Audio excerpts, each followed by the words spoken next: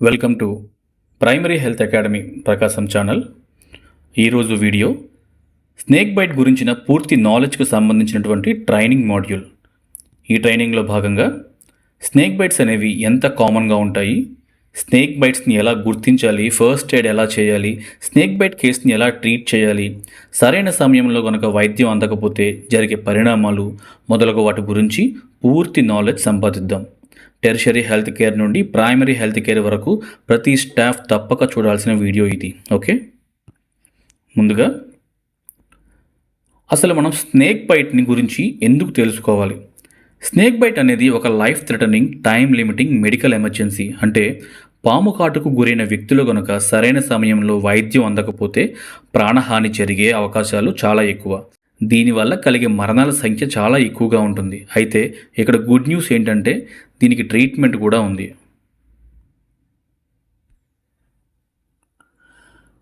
ప్రపంచం మొత్తం మీద ఈ పాముల్లో 2000కు పైగా జాతులు ఉన్నాయి. ఇండియాలో అయితే 236 జాతుల వరకు ఉన్నాయి. వాటిలో 52 జాతులు విషపూరితమైన పాములు. ఈ విషపూరితమైన పాములు ముఖ్యంగా 3 ఫ్యామిలీస్కి సంబంధించినవి: ఎలాపిడే, వైపరిడే, హైడ్రోఫిడే. ఎలాపిడే ఫ్యామిలీస్లో ఉన్న స్నేక్స్ యొక్క పాయిజన్ ఒక న్యూరోటాక్సిన్. అంటే వీటి యొక్క విషం ముఖ్యంగా నాడీ వ్యవస్థ మీద దాడి చేసి కండరాలను దెబ్బతీసి పక్షవాతానికి గురి చేసి శ్వాస తీసుకోవడానికి కూడా ఇబ్బందిని కలిగించి చివరిగా మరణానికి దారితీస్తుంది. కోబ్రా అంటే నాగుపాము, కింగ్ కోబ్రా అంటే రాచనాగు లేదా నల్లత్రాచు, కామన్ క్రైట్ అంటే కట్లపాము వంటివి ఈ ఎలాపిడే ఫ్యామిలీలోని పాములకు ఉదాహరణలు. వైపరిడే ఫ్యామిలీలో ఉన్న స్నేక్స్ యొక్క పాయిజన్ ఒక హెమటాక్సిన్. అంటే వీటి యొక్క విషం రక్తం మరియు రక్తనాళాల మీద దాడి చేస్తుంది.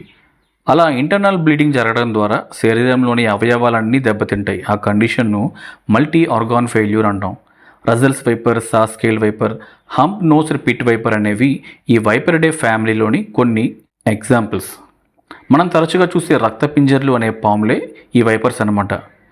ఈ న్యూరోటాక్సిన్ మరియు హెమటాక్సిన్స్లో ఏది త్వరగా మనిషిని చంపగలదు అనే ప్రశ్న వస్తే న్యూరోటాక్సిన్ అని చెప్పుకోవచ్చు. ఇకపోతే హైడ్రోఫిడే ఫ్యామిలీ. సీ స్నేక్స్ అన్నీ కూడా ఈ ఫ్యామిలీకి చెందినవే. ఈ 3 ఫ్యామిలీస్లో ఒక్క డ్రాప్ విషంను పోల్చి చూస్తే అత్యంత ప్రమాదకరమైనవి ఈ హైడ్రోఫిడే ఫ్యామిలీలోని పాములు అని చెప్పొచ్చు. వీటిలోని విషం మయోటాక్సిన్ అంటే కండరాల మీద దాడి చేసి వాటిని బ్రేక్ డౌన్ చేస్తుంది. అంతేకాకుండా వీటి విషం న్యూరోటాక్సిన్గా కూడా పనిచేస్తుంది. అలా నాడీ వ్యవస్థ మీద కూడా దాడి చేస్తుంది. ఈ ఫ్యామిలీలోని పాములన్నీ అత్యంత ప్రమాదకరమైనవే. అయినప్పటికీ ఇవి మనిషికి అంత తరచుగా అయితే హాని చేయవు. ఒకవేళ కరిచినా కూడా తక్కువ విషాన్ని మాత్రమే శరీరంలోకి ఇంజెక్ట్ చేయగలవు. ఎలాపిడే ఫ్యామిలీలో ఉన్న స్నేక్స్ కూడా తక్కువ మోతాదులోనే విషాన్ని శరీరంలోకి పంపిస్తాయి. కానీ వైపర్స్ మాత్రం కొద్దిగా ఎక్కువ మోతాదులోనే విషాన్ని శరీరంలోకి పంపిస్తాయి. ఇండియాలో మనం చూసే స్నేక్ బైట్ కేసెస్లో 99% ఈ క్రింది చూపిన 4 రకాల విషపూరిత పాముల వల్లనే. మొదటి 2 ఎలాపిడే ఫ్యామిలీకి చెందినవి. ఇవి విడుదల చేసే విషం న్యూరోటాక్సిన్. తర్వాతి 2 కూడా వైపరిడే ఫ్యామిలీకి చెందినవి. ఇవి విడుదల చేసే విషం హెమటాక్సిన్. పక్కన ఫోటోలో కనిపిస్తున్నాయి చూడండి. ఇండియన్ కోబ్రా అంటే నాగుపాము. దీన్ని గుర్తించడం చాలా తేలిక. అది భయపడినప్పుడు పడగ విప్పి నిలబడుతుంది. ఆ పడగ మీద కంటి అద్దాల్లాగా ఒక స్పెక్టికల్ మార్క్ కూడా ఉంటుంది. ఇవి ఓవిపారస్ అంటే గుడ్లని పెడతాయి. అదే వైపర్స్ అయితే డైరెక్ట్గా పిల్లల్ని కంటాయి. ఈ కోబ్రాస్ మార్నింగ్ టైమ్స్లో ఎక్కువ యాక్టివ్గా ఉంటాయి. రెండోది బంగారస్ కెరూలియస్, కామన్ క్రైట్ అంటే కట్లపాము. వీటిని గుర్తించడం కూడా సులభమే. వీటి శరీరం నల్లటి రంగులో అంటే జెట్ బ్లాక్లో కానీ లేదా డార్క్ బ్లూలో కానీ ఉండి పైన వైట్ బ్యాండ్స్ ఉంటాయి. స్మాల్ అండ్ ఫ్లాట్ హెడ్ ఉంటుంది. చాలామందిలో ఇది కరిచినప్పుడు నొప్పి తెలియదు. అందుకే దీని బైట్ను పెయిన్లెస్ బైట్ అంటారు. తద్వారా ట్రీట్మెంట్ ఇవ్వడం కూడా లేట్ అవుతుంది. ఇవి నైట్ టైమ్స్లో యాక్టివ్గా ఉంటాయి. కోబ్రా స్నేక్స్ లాగా ఇవి హిస్సింగ్ సౌండ్ వంటివి చేయవు. వీటిని టచ్ చేసినప్పుడో కానీ లేక చూడకుండా తొక్కితేనో మాత్రమే ఇవి అటాకింగ్ మోడ్లోకి దిగుతాయి. లేకపోతే వాటి మానాన అవి ఉంటాయి. ఇప్పుడు రజల్స్ వైపర్కు సాస్కేల్ వైపర్కు డిఫరెన్సెస్ చూద్దాం. సైజులో కంపేర్ చేస్తే రజల్స్ వైపర్ పెద్దదిగా ఉంటుంది. 5 అడుగుల వరకు పెరుగుతుంది. సాస్కేల్ వైపర్ అయితే 2 అడుగుల వరకు మాత్రమే ఉంటుంది. బాడీ షేప్ చూస్తే సాస్కేల్ వైపర్ కన్నా రజల్స్ వైపర్ కొద్దిగా లావుగా దృఢంగా ఉంటుంది. రజల్స్ వైపర్ బాడీ మీద 3 rows of dark brown oval shaped spots ఉంటాయి. సాస్కేల్ వైపర్ బాడీ మీద సా లైక్ ప్యాటర్న్ అంటే రంపం వంటి డిజైన్ ఉంటుంది. దాన్ని జిగ్జాగ్ మేనర్ అంటాం. అలాగే దాని బాడీ మీద ఉన్న స్కేల్స్ ఒకదానితో ఒకటి రాపిడి జరిగి సాయింగ్ సౌండ్ వస్తుంది. అంటే శాండ్ పేపర్తో చెక్క మీద పాలిష్ చేస్తున్నప్పుడు వచ్చే సౌండ్ అనమాట. అదే రైజల్స్ వైపర్ అయితే నాగుపాములాగా హిస్సింగ్ సౌండ్ చేస్తుంది. ఈ రెండు అగ్రెసివ్గానే ఉంటాయి, కానీ సాస్కేల్డ్ వైపర్ మాత్రం అగ్రెసివ్గా మరెంతో వేగవంతంగా ఉంటుంది. రైజల్స్ వైపర్ రాత్రులు మాత్రమే యాక్టివ్గా ఉంటే సాస్కేల్ వైపర్ మాత్రం రోజు పొడుగునా యాక్టివ్గానే ఉంటుంది. రైజల్స్ వైపర్ ఎక్కువగా గడ్డివాముల్లో, పంట పొలాల్లో, మనుషులు నివసించే చోట్ల కనిపిస్తుంది. సాస్కేల్డ్ వైపర్ అయితే ఎండిన నేలల్లో, రాతి నేలల్లో, ఎడారి వంటి ప్రదేశాల్లో ఉంటుంది. ఈ రెండిటిలో రజిల్స్ వైపర్ చాలా ప్రమాదకరమైనది. సాస్కేల్డ్ వైపర్ యొక్క పాయిజన్ రజిల్స్ వైపర్ అంత ప్రమాదకరమైనది కాకపోయినా దాని బైట్ మాత్రం చాలా పెయిన్ఫుల్గా ఉంటుంది. WHO లెక్కల ప్రకారం ప్రపంచంలో ఏటా 138,000 మంది ఈ స్నేక్ బైట్స్ వల్ల మరణిస్తున్నారు. ఈ సంఖ్యకి 3 రెట్లు అంటే దాదాపు 4 లక్షల స్నేక్ బైట్ కేసెస్లో చెయ్యో కాలో తీసేసే పరిస్థితులు ఏర్పడుతున్నాయి. 2000 నుండి 2019 సంవత్సరాల మధ్యకాలంలో ఇండియాలో దాదాపు 12 లక్షల మంది ఈ పాము కాటు వల్ల మృత్యువాత పడ్డారు. అంటే సంవత్సరానికి దాదాపు 58,000 మంది చనిపోయారన్నమాట. మన దేశంలో ఎక్కువగా ఉత్తరప్రదేశ్, ఆంధ్రప్రదేశ్, బీహార్ రాష్ట్రాల్లో పాము కాటు వల్ల కలిగే మరణాలు అధికంగా ఉన్నాయి. కాబట్టి మన రాష్ట్రంలో ఉన్నటువంటి ప్రతి ఒక్క హెల్త్ స్టాఫ్ మెంబర్ కూడా ఒక స్నేక్ బైట్ కేసును ఎలా ట్రీట్ చేయాలో క్షుణ్ణంగా తెలుసుకుని ఉండటం ఎంతో అవసరం. ఆడవారి కంటే మగవారు ఎక్కువగా పాము కాటుకు గురవుతూ ఉంటారు. ఎందుకంటే బహిరంగ ప్రదేశాల్లో, అలాగే వ్యవసాయ పనుల్లో కూడా ఎక్కువగా మగవారే పాల్గొంటూ ఉంటారు కాబట్టి. అంతేకాకుండా రిస్క్ తీసుకునే అలవాటు ఎక్కువగా మగవారిలోనే చూస్తూ ఉంటాం. ఉదాహరణకి మనం నివసించే ప్రదేశాల్లో అనుకోకుండా ఒక పాము ఎదురైతే దాన్ని పట్టుకోవడం లేదా చంపడంలో మగవారే రిస్క్ తీసుకుంటూ ఉంటారు. ఆడవారితో పోలిస్తే మగవారు జాగ్రత్తలు తీసుకోవడంలో కూడా బద్ధకస్తులేని చెప్పాలి. ఉదాహరణకి పంట పొలాల్లో పనిచేస్తున్నప్పుడు అవసరమయ్యే బూట్స్ వేసుకోకుండా వట్టి కాళ్ళతోనే పనిచేస్తుంటారు మగవారు. ఇలాంటి మరెన్నో కారణాలు చెప్పుకోవచ్చు. 97% పాము కాట్లన్నీ కూడా గ్రామీణ ప్రాంతాల్లోనే కనబడుతూ ఉంటాయి. ఎండాకాలం మరియు వానాకాలంలో ఈ పాము కాట్లు మరింత ఎక్కువగా కనిపిస్తాయి. సాధారణంగా ఈ పాములు అనేవి కోల్డ్ బ్లడెడ్ యానిమల్స్. అంటే మనుషుల్లాగా ఇవి వాటి యొక్క బాడీ టెంపరేచర్ను కంట్రోల్ చేసుకోలేవు. వెచ్చదనం కోసమైనా, చల్లదనం కోసమైనా ప్రకృతి మీద ఆధారపడి జీవించాల్సినటువంటి బతుకులు ఈ పాములవి. చలికాలంలో ఈ పాములు చాలా ఇన్యాక్టివ్గా ఉంటాయి. ఆహారం కూడా వేటాడలేనంత బద్ధకంగా ఉండి వాటి యొక్క స్థావరాల్లోకి వెళ్ళి పూర్తి రెస్టింగ్ మూడ్లోకి వెళ్ళిపోతాయి. ఈ రెస్టింగ్ మూడ్ని బ్రుమేషన్ అంటారు. వానాకాలంలో అయితే వర్షపు నీరు పుట్టల్లోకి వచ్చేయడం వలన, అలాగే కప్పలు, ఎలుకలు వంటి ఆహారం అధికంగా లభించడం వలన అవి బయటికి వస్తూ ఉంటాయి. ఎండాకాలంలో అయితే ఉదయం సమయంలో, రాత్రి సమయంలో మాత్రమే యాక్టివ్గా ఉంటాయి. మధ్యాహ్న సమయంలో అధిక వేడి కారణంగా ఏదైనా నీడ ప్రదేశాలు ఎంచుకొని రెస్ట్ తీసుకుంటూ ఉంటాయి. వీటి శరీరంలోని కండరాలు బలోపేతమై ఆహారాన్ని చురుగ్గా వేటాడాలి అంటే వీటి శరీరానికి వెచ్చదనం అనేది కావాలి. అందుకనే ఎండాకాలంలో ఉదయం మరియు సాయంత్రం వేళల్లో మాత్రమే ఇవి ఎక్కువగా బయటికి వచ్చి కనబడుతూ ఉంటాయి. వినం పాము విషయానికి సంబంధించిన కొన్ని విషయాలు తెలుసుకుందాం. పాములు వాటి యొక్క ఆహారాన్ని సంపాదించే క్రమంలో భాగంగా వాటిలో ఉండే సెలవరీ గ్లాండ్స్ పాయిజనస్ సెలవరీ గ్లాండ్స్గా మార్పు చెంది విషపూరితమైన సెలైవాను విడుదల చేస్తాయి. దీన్నే వినం అంటారు. పాముల యొక్క ఆహారమైన ఎలుకలు, కప్పలు మొదలగు వాటిలోకి ఈ విషాన్ని ఇంజెక్ట్ చేయడం వలన ఆ జీవులు ప్యారలైజ్ అయ్యి కదలలేని పరిస్థితుల్లోకి వెళ్ళినప్పుడు వాటిని చక్కగా మిరింగి ఆకలి తీర్చుకుంటాయి. అంతేకాకుండా ఈ పాములకి దేని నుండైనా ప్రమాదం ఉంది అని భావిస్తే వాటి విషాన్ని ఒక డిఫెన్స్ మెకానిజంగా వాడుకుంటాయి. పాము ఒక్కసారి కాటు వేసినప్పుడు 10% ఆఫ్ అవైలబుల్ వినం మాత్రమే ఇంజెక్ట్ చేయగలవు. అంటే సెలవరీ గ్లాండ్స్లో 100 ml ఆఫ్ వినం ఉంటే 10 ml మాత్రమే ఒకసారిగా ఇంజెక్ట్ చేయగలవు. ఈ విషయంలో రజిల్స్ వైపర్ గురించి చెప్పుకోవాలి. అదైతే 75% ఇంజెక్ట్ చేయగలదు. వైపర్స్ అనేవి ఎక్కువ మోతాదుల్లో విషాన్ని ఇంజెక్ట్ చేయగలవు. ఓకే, మరి ఈ స్నేక్ వినంలో ఏముంటాయి, శరీరంలోకి ప్రవేశించినప్పుడు అవి ఏ విధంగా దాడి చేస్తాయని తెలుసుకుందాం. వినంలో ముఖ్యంగా 3 కాంపోనెంట్స్ ఉంటాయి. Proteins, peptide components, non proteins అంటే మెటల్ అయాన్స్ అనమాట. వినంలో ఎక్కువగా ప్రోటీన్సే ఉంటాయి. ఉదాహరణకి 100 గ్రాముల వినంలో 90 గ్రాముల ప్రోటీన్సే ఉంటాయి. వినంలో ప్రోటీన్స్ ఎక్కువగా ఉన్నాయి కదా, శరీరానికి మంచిది అని అనుకోమాకండి. ఇది మీరనుకునే టైప్ ఆఫ్ ప్రోటీన్స్ కాదండి. వినంలో ఉండే ఈ ప్రోటీన్స్కి ఎంజైమాటిక్ ప్రాపర్టీ ఉంటుంది. ఈ ప్రాపర్టీ వల్ల టిష్యూస్ అండ్ ఆర్గాన్స్ అన్నీ డ్యామేజ్ అవుతూ ఉంటాయి. త్వరగా యాంటీ స్నేక్ వినం ఇచ్చి వినంను న్యూట్రలైజ్ చేయకపోతే టిష్యూస్ అండ్ ఆర్గాన్స్ డ్యామేజ్ ఎక్కువగా ఉంటుంది. సో ఈ వినంలో ఉండే కొన్ని proteins, peptide components, non proteins మన శరీరాన్ని ఎలా డ్యామేజ్ చేస్తున్నాయో ఒకసారి చూద్దాం. ముందుగా proteolytic enzymes the increases vascular permeability, అంటే రక్తనాళాల్లో ఉండే లోపలి పొర, దాన్ని ఎండోథీలియం అంటారు. ఆ ఎండోథీలియల్ సెల్స్ మధ్య ఉండే గ్యాప్ని ఈ ఎంజైమ్స్ ఇంక్రీజ్ చేస్తాయి. తద్వారా ఏమవుతుంది, బ్లడ్లో ఉండే ప్లాస్మా మరియు బ్లడ్ సెల్స్ అనేవి సరౌండింగ్ టిష్యూస్లోకి ఎస్కేప్ అవుతాయి. ఆ విధంగా బ్లీడింగ్ అండ్ ఎడిమా అనేవి కనిపిస్తాయి. ఈ ఎఫెక్ట్ అనేది temporary and reversible. Next, zinc metalloproteinases and haemorrhagins ఇవేం చేస్తాయంటే ఇంతకుముందు చెప్పిన ఎండోథీలియల్ సెల్స్ యొక్క బేస్మెంట్ మెంబ్రెయిన్ను డీగ్రేడ్ చేయడం వల్ల బ్లీడింగ్ అండ్ ఎడిమా అనేది ఇంకా సివియర్గా ఉంటుంది. Next, procoagulant enzymes. స్నేక్స్ వినంలో ఉండే ఈ ఎంజైమ్స్ ఏం చేస్తాయంటే నార్మల్గా బ్లడ్లో ఇన్యాక్టివ్గా ఉండే క్లాటింగ్ ఫ్యాక్టర్స్ను బలంగా యాక్టివేట్ చేస్తాయి. తద్వారా బ్లడ్లో క్లాట్స్ ఫామ్ అవటం మొదలవుతాయి. ఈ క్లాటింగ్ ఫ్యాక్టర్స్ అండ్ ప్లేట్లెట్స్ అనేవి బాడీలో లిమిటెడ్గా ఉండే కారణంగా కొంతసేపటికి క్లాటింగ్ ఫ్యాక్టర్స్ అన్నీ పూర్తిగా యూజ్ అయిపోతాయి, అంటే కన్జ్యూమ్ అయిపోతాయి అన్నమాట. అసలే శరీరంలో రక్తనాళాలు డ్యామేజ్ అయ్యి ఇంటర్నల్ బ్లీడింగ్ జరుగుతుంటే క్లాటింగ్ ఫ్యాక్టర్స్ అన్నీ బాడీ కన్జ్యూమ్ చేసుకోవటం వల్ల కొత్త క్లాట్స్ను ఫామ్ చేసి ఈ బ్లీడింగ్ను ఆపలేని పరిస్థితి నెలకొంటుంది. అలా సివియర్ ఇంటర్నల్ బ్లీడింగ్ జరుగుతుంది. దీన్నే కన్జంప్షన్ కోయాగులోపతి అంటారు. Okay, next, హైలరోనిడేస్. వినంలో ఉండే మరొక ప్రోటీన్ ఇది. దీని ఎంజైమాటిక్ యాక్షన్ వల్ల బాడీలో ఉండే హైలరోనిక్ యాసిడ్ను ఇది బ్రేక్ చేస్తుంది. నార్మల్గా ఈ హైలరోనిక్ యాసిడ్ అనేది శరీరంలో ఒక గ్లూ మాదిరిగా పనిచేసి స్కిన్లోని సెల్స్ను, అలాగే కనెక్టివ్ టిష్యూలో ఉండే సెల్స్ను బైండ్ చేసి ఉంచుతుంది. ఎప్పుడైతే ఈ ఎంజైమ్ వల్ల హైలరోనిక్ యాసిడ్ బ్రేక్ అవుతుందో స్కిన్ మరియు కనెక్టివ్ టిష్యూస్లో గ్యాప్స్ ఏర్పడి వీనం అనేది మరింత వేగంగా శరీరంలో స్ప్రెడ్ అవ్వడం మొదలవుతుంది. అలా టిష్యూ డ్యామేజ్ కూడా ఎక్కువగా ఉంటుంది.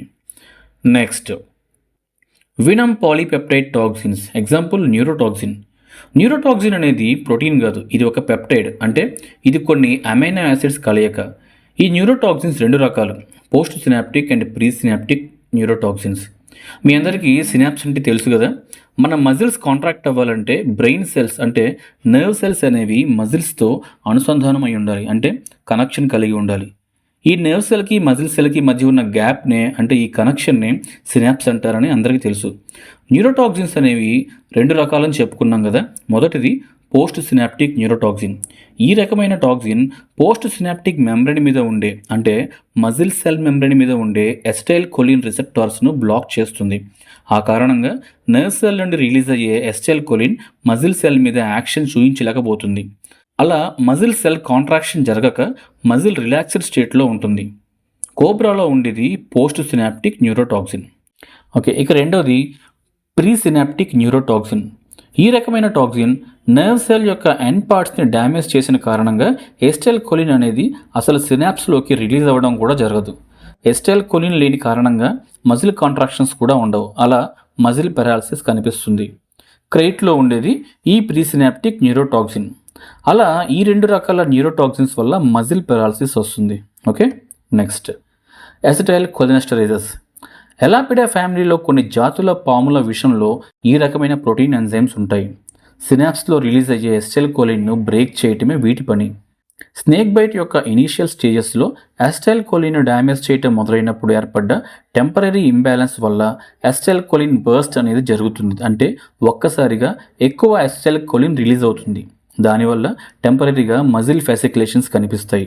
లేటర్ స్టేజెస్లో, అంటే ఎస్టైల్ కోలిన్ రిసెప్టార్స్ అన్నీ బ్లాక్ అయిన తర్వాత మజిల్ వీక్నెస్ అండ్ పెరాలసిస్ కనబడతాయి. ఓకే, నెక్స్ట్,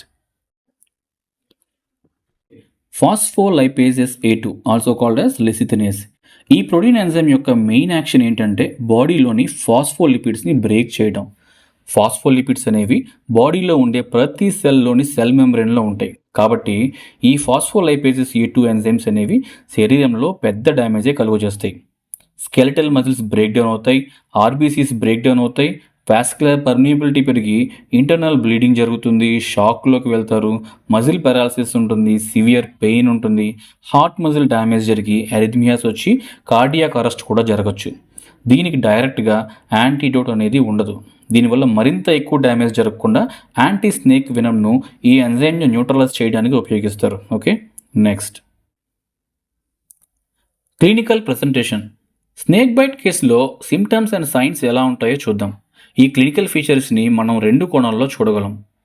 మొదటిది నాన్ వినమ్ రిలేటెడ్, అంటే చాలామంది పాము కరిచింది అని తెలియగానే చాలా ఒత్తిడికి భయాందోళనకు గురవుతారు. అది విషపూరితమైన పాము కాకపోయినా లేదా డ్రై బైట్ అయినా అయ్యో నాకు పాము కరిచింది అనే వీరి యొక్క భయం వల్ల వారి సింపాథటిక్ నర్వస్ సిస్టమ్ యాక్టివేట్ అయ్యి పాల్పిటేషన్స్ రావడం, చెమటలు పట్టడం, ఆయాసం, గుండె వేగంగా కొట్టుకోవడం, బీపీ పెరగడం, చేతులు కాళ్ళు చల్లబడడం వంటివి కనపడుతూ ఉంటాయి. దీన్నే స్నేక్ బైట్ యాంగ్జైటీ సిండ్రోమ్ అంటారు.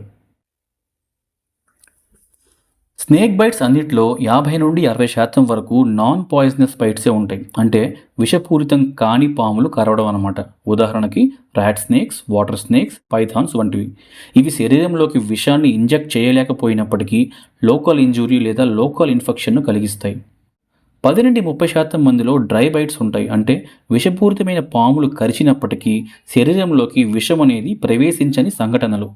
ఇక మిగిలిన 20 నుండి 30% స్నేక్ బైట్స్ మాత్రమే వినమస్ బైట్స్గా కనపడుతున్నాయి, అంటే విషపూరితమైన పాములు శరీరంలోకి విషాన్ని చిందించిన ఇన్సిడెంట్స్ అనమాట.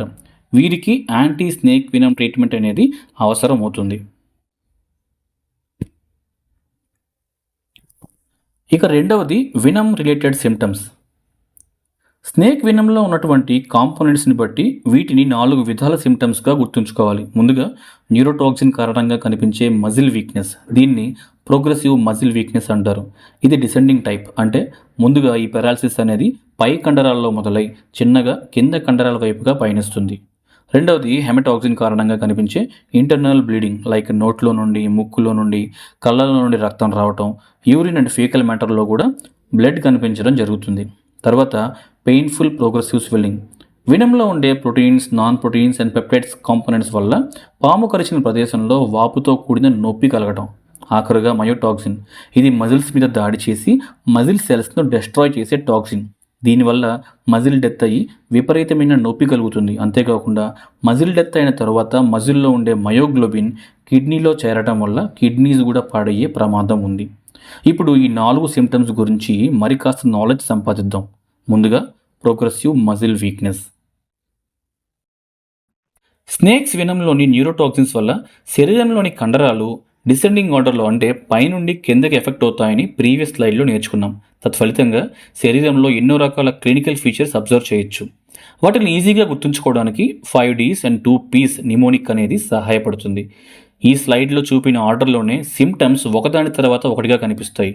ఎక్సెప్ట్ టోసిస్, ఇది మాత్రం అన్నిటికంటే ముందు కనిపిస్తుంది. ఆ తర్వాతే 5Ds మొదలవుతాయి. మనం ఈజీగా గుర్తుంచుకోవడానికి ఇలా అరేంజ్ చేశారంతే. ముందుగా డిప్లోపియా, అంటే డబుల్ విజన్.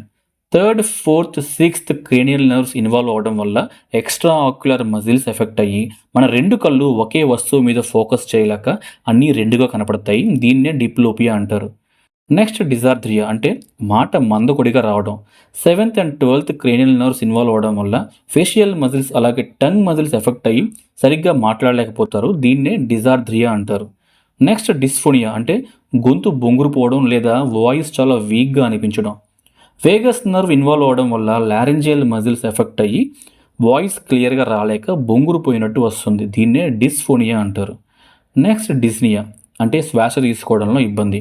ఇక్కడ phrenic nerve and thoracic nerves involve అవడం వల్ల శ్వాస తీసుకోవడానికి అవసరమయ్యే డయాఫ్రామ్ అండ్ ఇంటర్కోస్టల్ మజిల్స్ అనే కండరాలు వీక్ అయ్యి శ్వాస తీసుకోవడం కష్టంగా ఉంటుంది. దీన్నే డిస్నియా అంటారు. నెక్స్ట్ డిస్ఫెజియా, అంటే డిఫికల్టీ ఇన్ స్వాలోయింగ్, మింగలేకపోవడం. 9th, 10th cranial nerves involve అవ్వడం ద్వారా ఫారింగ్స్ యొక్క మజిల్స్ ఎఫెక్ట్ అయ్యి నోటి ద్వారా ఏమీ మింగలేని పరిస్థితి నెలకొంటుంది. దీన్నే డిస్ఫేజియా అంటారు. టోసిస్ అంటే తెలుసు కదా, కనురెప్పలు మూసుకుపోవడం. 3rd క్రేనియల్ నర్వ్ ఇన్వాల్వ్ అయిన కారణంగా కనురెప్పలు తెరవడానికి సహాయపడే కండరాలు పనిచేయలేక అవి మూతలు పడుతూ ఉంటాయి. ఈ టోసిస్ అన్నిటికంటే ముందు కనిపిస్తుంది. ఇకపోతే ఆఖరుగా పెరాలసిస్. ఇక్కడ హోల్ బాడీ మజిల్ వీక్నెస్ ఉంటుంది. శరీరంలోని అన్ని కండరాలు ఎఫెక్ట్ అవ్వడం వల్ల పరిస్థితి మరింత ప్రమాదకరంగా మారుతుంది. శ్వాస తీసుకోవడం కూడా మరింత కష్టంగా ఉంటుంది. ఈ స్టేజ్లో వెంటిలేటర్ అవసరత కూడా ఏర్పడుతుంది. Okay, next. ఈ క్లినికల్ ఫీచర్స్ పాము కరిచిన తర్వాత ఎంత సమయంలో కనబడతాయి? కోబ్రా బైట్లో అయితే first muscle weakness like ptosis కనిపించడానికి అర్ధగంట నుండి 6 గంటల సమయం పట్టొచ్చు. అదే క్రేట్ బైట్లో అయితే, అంటే కట్లపాములో అయితే 6 గంటల నుండి 24 గంటలు పట్టొచ్చు. ఒక్కోసారి మ్యాక్సిమంగా టోసిస్ కనిపించడానికి 36 గంటలు పట్టొచ్చు. దీన్ని బట్టి క్రేట్ బైట్ కంటే కోబ్రా బైటే ప్రమాదమైనదని అర్థం చేసుకోండి. Chronological order of appearance of symptoms. So ఈ ఆర్డర్లో సిమ్టమ్స్ అనేవి కనిపిస్తాయి. ఫరోయింగ్ ఆఫ్ ఫోర్ హెడ్ అంటే నుదుటి మీద ముడతలు కనిపించడం.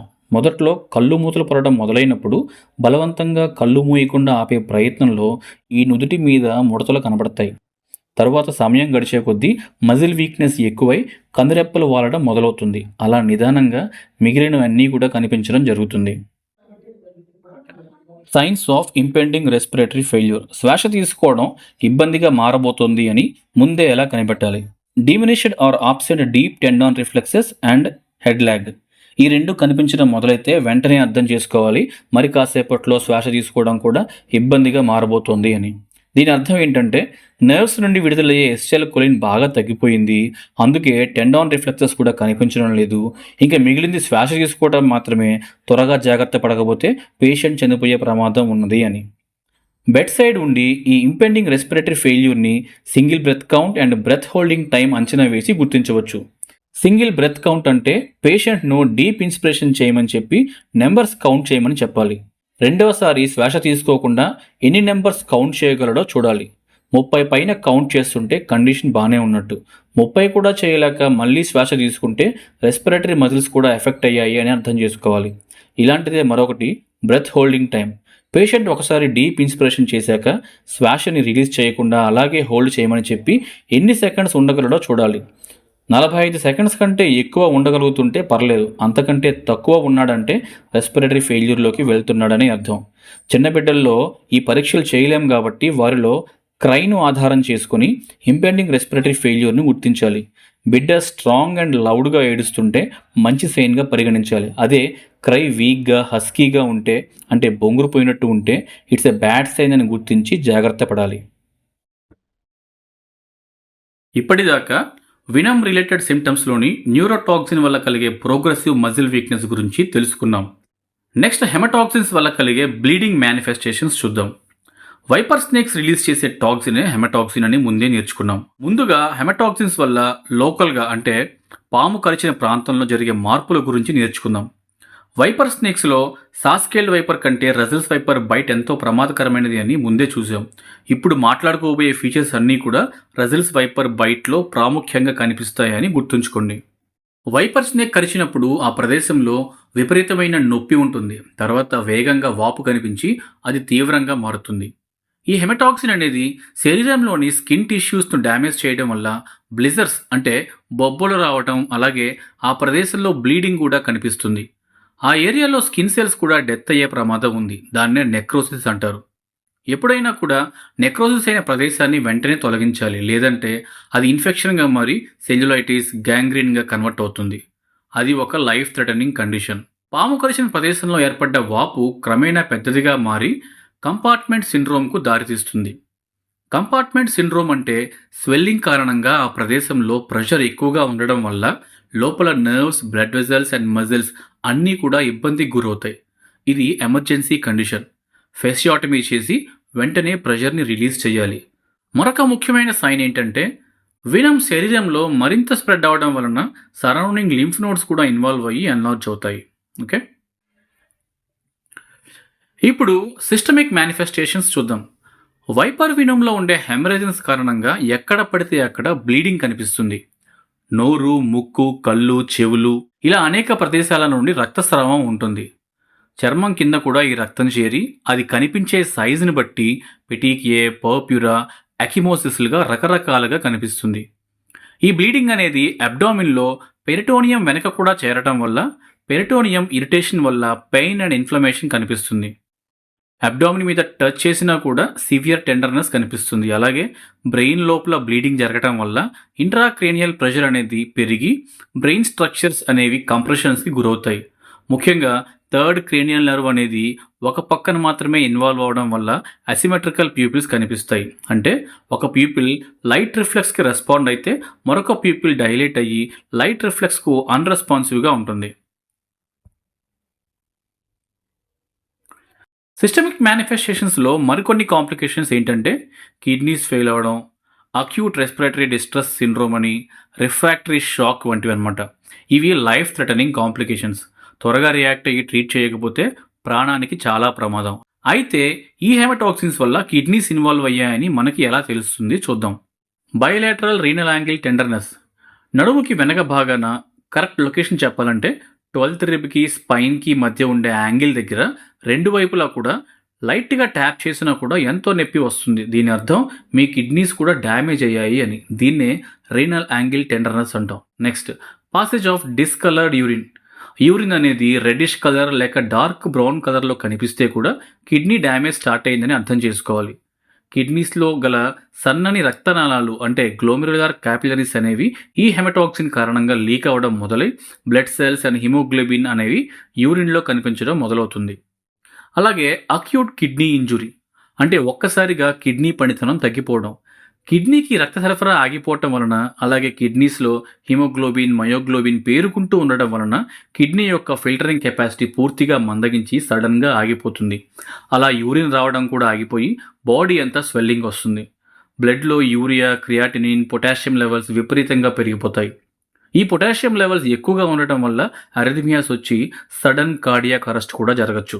కాబట్టి ఇలా జరగకుండా వీరిని డయాలసిస్ మీద ఉంచి ఈ ఎక్సెస్ టాక్సిన్స్ అన్ని రిమూవ్ చేయాల్సిన అవసరత ఏర్పడుతుంది. మరొక life threatening complication ARDS, acute respiratory distress syndrome. అంటే ఈ హెమటాక్సిన్ వలన లంగ్స్లోని బ్లడ్ వెజల్స్లో లీకేజెస్ రావడం వలన బ్లడ్లోని నీరు, ఆర్బీసీ అన్నీ లంగ్స్లోని ఎయిర్ స్పేసెస్లోకి చేరి అంటే ఆల్వియోలోకి చేరి శ్వాస తీసుకోవడం ఇబ్బందిగా మారడం అనమాట.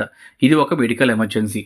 అలాగే ఈ హెమటాక్సిన్ వల్ల బ్లడ్ లాస్ ఎక్కువగా ఉండి బీపీ బాగా తగ్గిపోయి షాక్లోకి వెళ్తారు. ఎన్ని ఫ్లూయిడ్స్ ఎక్కించినా, వాజోప్రెసర్స్ ఇచ్చినా బీపీ అంత ఈజీగా పెరగదు. ఇలాంటి కండిషన్నే రిఫ్రాక్టరీ షాక్ అంటారు. దీనివల్ల మల్టీ ఆర్గాన్ ఫెయిల్యూర్ ఉంటుంది. Okay, next.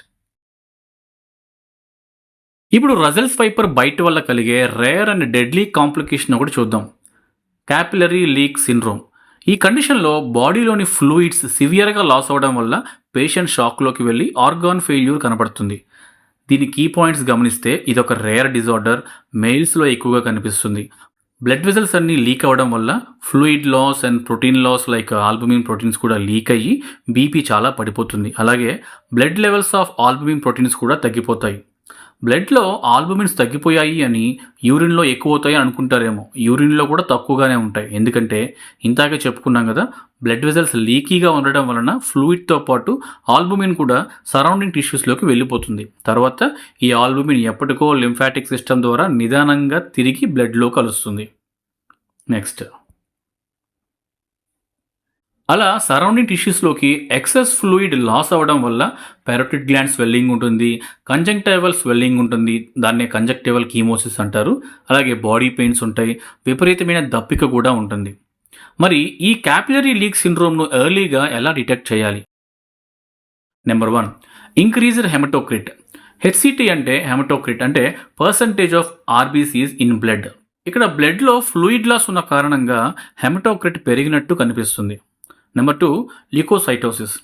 శరీరంలో కనిపిస్తున్న ఇన్ఫ్లమేషన్ వల్ల endothelial damage and stress response వల్ల ఈ ల్యూకోసైటోసిస్ అంటే WBCs కౌంట్ అనేది పెరుగుతుంది. నెంబర్ 3, ప్లూరల్ ఎఫ్యూజన్ అంటే లంగ్స్ చుట్టూ నీరు చేరడం. దీనిని మనం చెస్ట్ ఎక్స్రేలో గమనించవచ్చు. ఇప్పటి వరకు హెమటాక్సిన్ వల్ల కలిగే లైఫ్ థ్రెటనింగ్ కాంప్లికేషన్స్ చూసాం. ఇప్పుడు ఈ హెమటాక్సిన్ వల్ల కలిగే ఒక లాంగ్ టర్మ్ కాంప్లికేషన్ గురించి చూద్దాం. అదే పిట్యూటరీ ఇన్సఫిషియన్సీ అంటే పిట్యూటరీ గ్లాండ్ నుండి రావాల్సిన హార్మోన్స్ రాలేకపోవడం. వైపర్స్లోని హెమటాక్సిన్ కారణంగా మల్టీ ఆర్గాన్ ఫెయిల్యూర్ జరుగుతుంది అని ముందే తెలుసుకున్నాం. అదేవిధంగా బ్రెయిన్లో ఉండే పిట్యూటరీ గ్లాండ్కి రక్త సరఫరా లేక అది నెక్రోసిస్ అయ్యి పని చేయకుండా పోతుంది.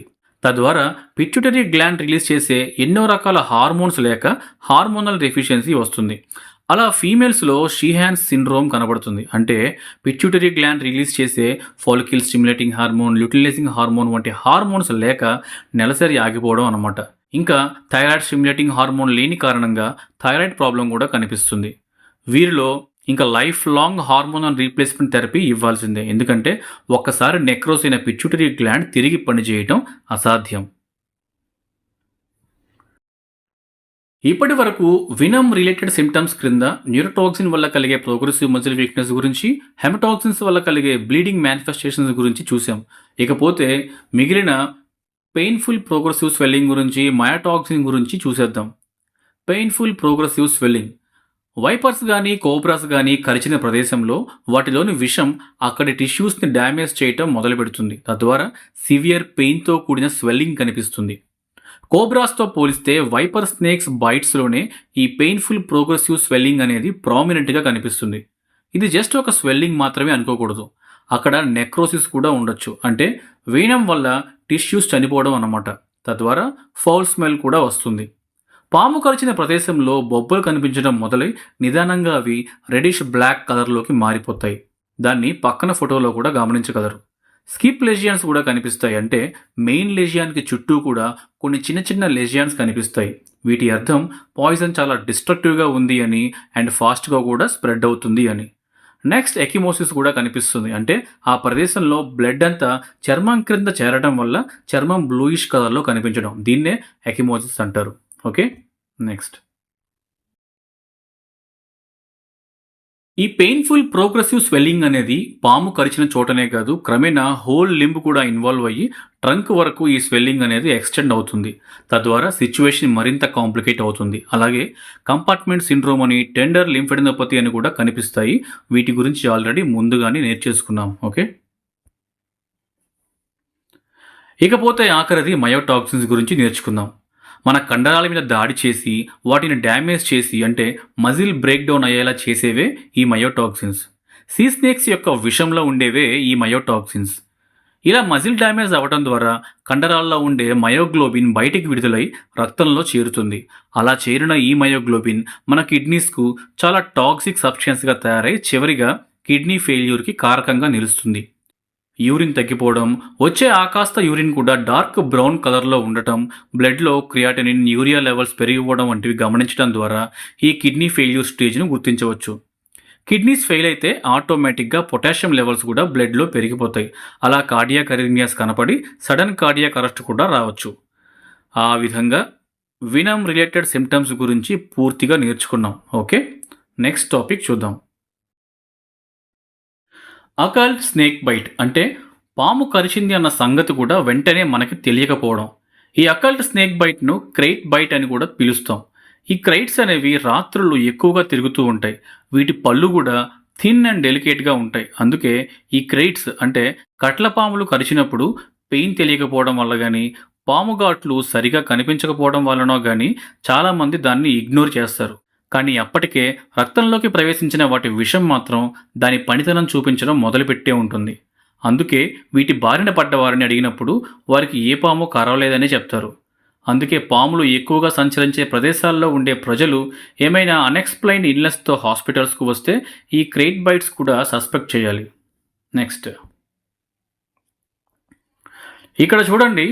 క్రైట్ బైట్లో టిపికల్ ప్రజెంటింగ్ హిస్టరీ ఎలా ఉంటుందో చూద్దాం. క్రైట్ ఎప్పుడో నైట్ కరిచి ఉంటుంది.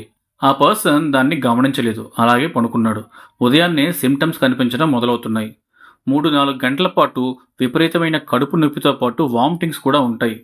ఇదేదో గ్యాస్ట్రైటిస్తో లేక ఫుడ్ పాయిజనింగ్ అని మిస్డయాగ్నోసిస్ చేసే అవకాశం వల్ల యాంటీ స్నేక్ వినమ్ ట్రీట్మెంట్కి కూడా లేట్ అయ్యే ప్రమాదం ఉంటుంది. ఎప్పుడైతే పెరాలసిస్ సిమ్టమ్స్ కనిపించడం మొదలవుతాయో, లైక్ కళ్ళు మూతలు పడడం, మింగడం కష్టమవడం, శ్వాస తీసుకోవడంలో ఇబ్బంది మొదలగునవి కనిపిస్తాయో అప్పుడు డౌట్ వస్తుంది వీరికి కరిచింది క్రైట్ అని. కాబట్టి ఎవరైనా నిద్రలేచి కడుపు నొప్పి, వాంతులతో హాస్పిటల్కి వస్తే వారు స్నేక్ ప్రోన్ ఏరియాలో ఉంటున్నట్టు తెలిస్తే గనుక అది జస్ట్ ఫుడ్ పాయిజనింగ్గా మాత్రమే చూడకుండా క్రైట్ బైట్ కేసుగా కూడా పరిగణించి జాగ్రత్తగా ట్రీట్మెంట్ ఇవ్వాలి. First aid measures or primary treatment. పాము కరిచిన వెంటనే మనం ఎలా ప్రవర్తించాలి, ఎటువంటి జాగ్రత్తలు తీసుకోవాలి అని తెలుసుకుందాం. Do it right. ఇది ఒక నిమోనిక్.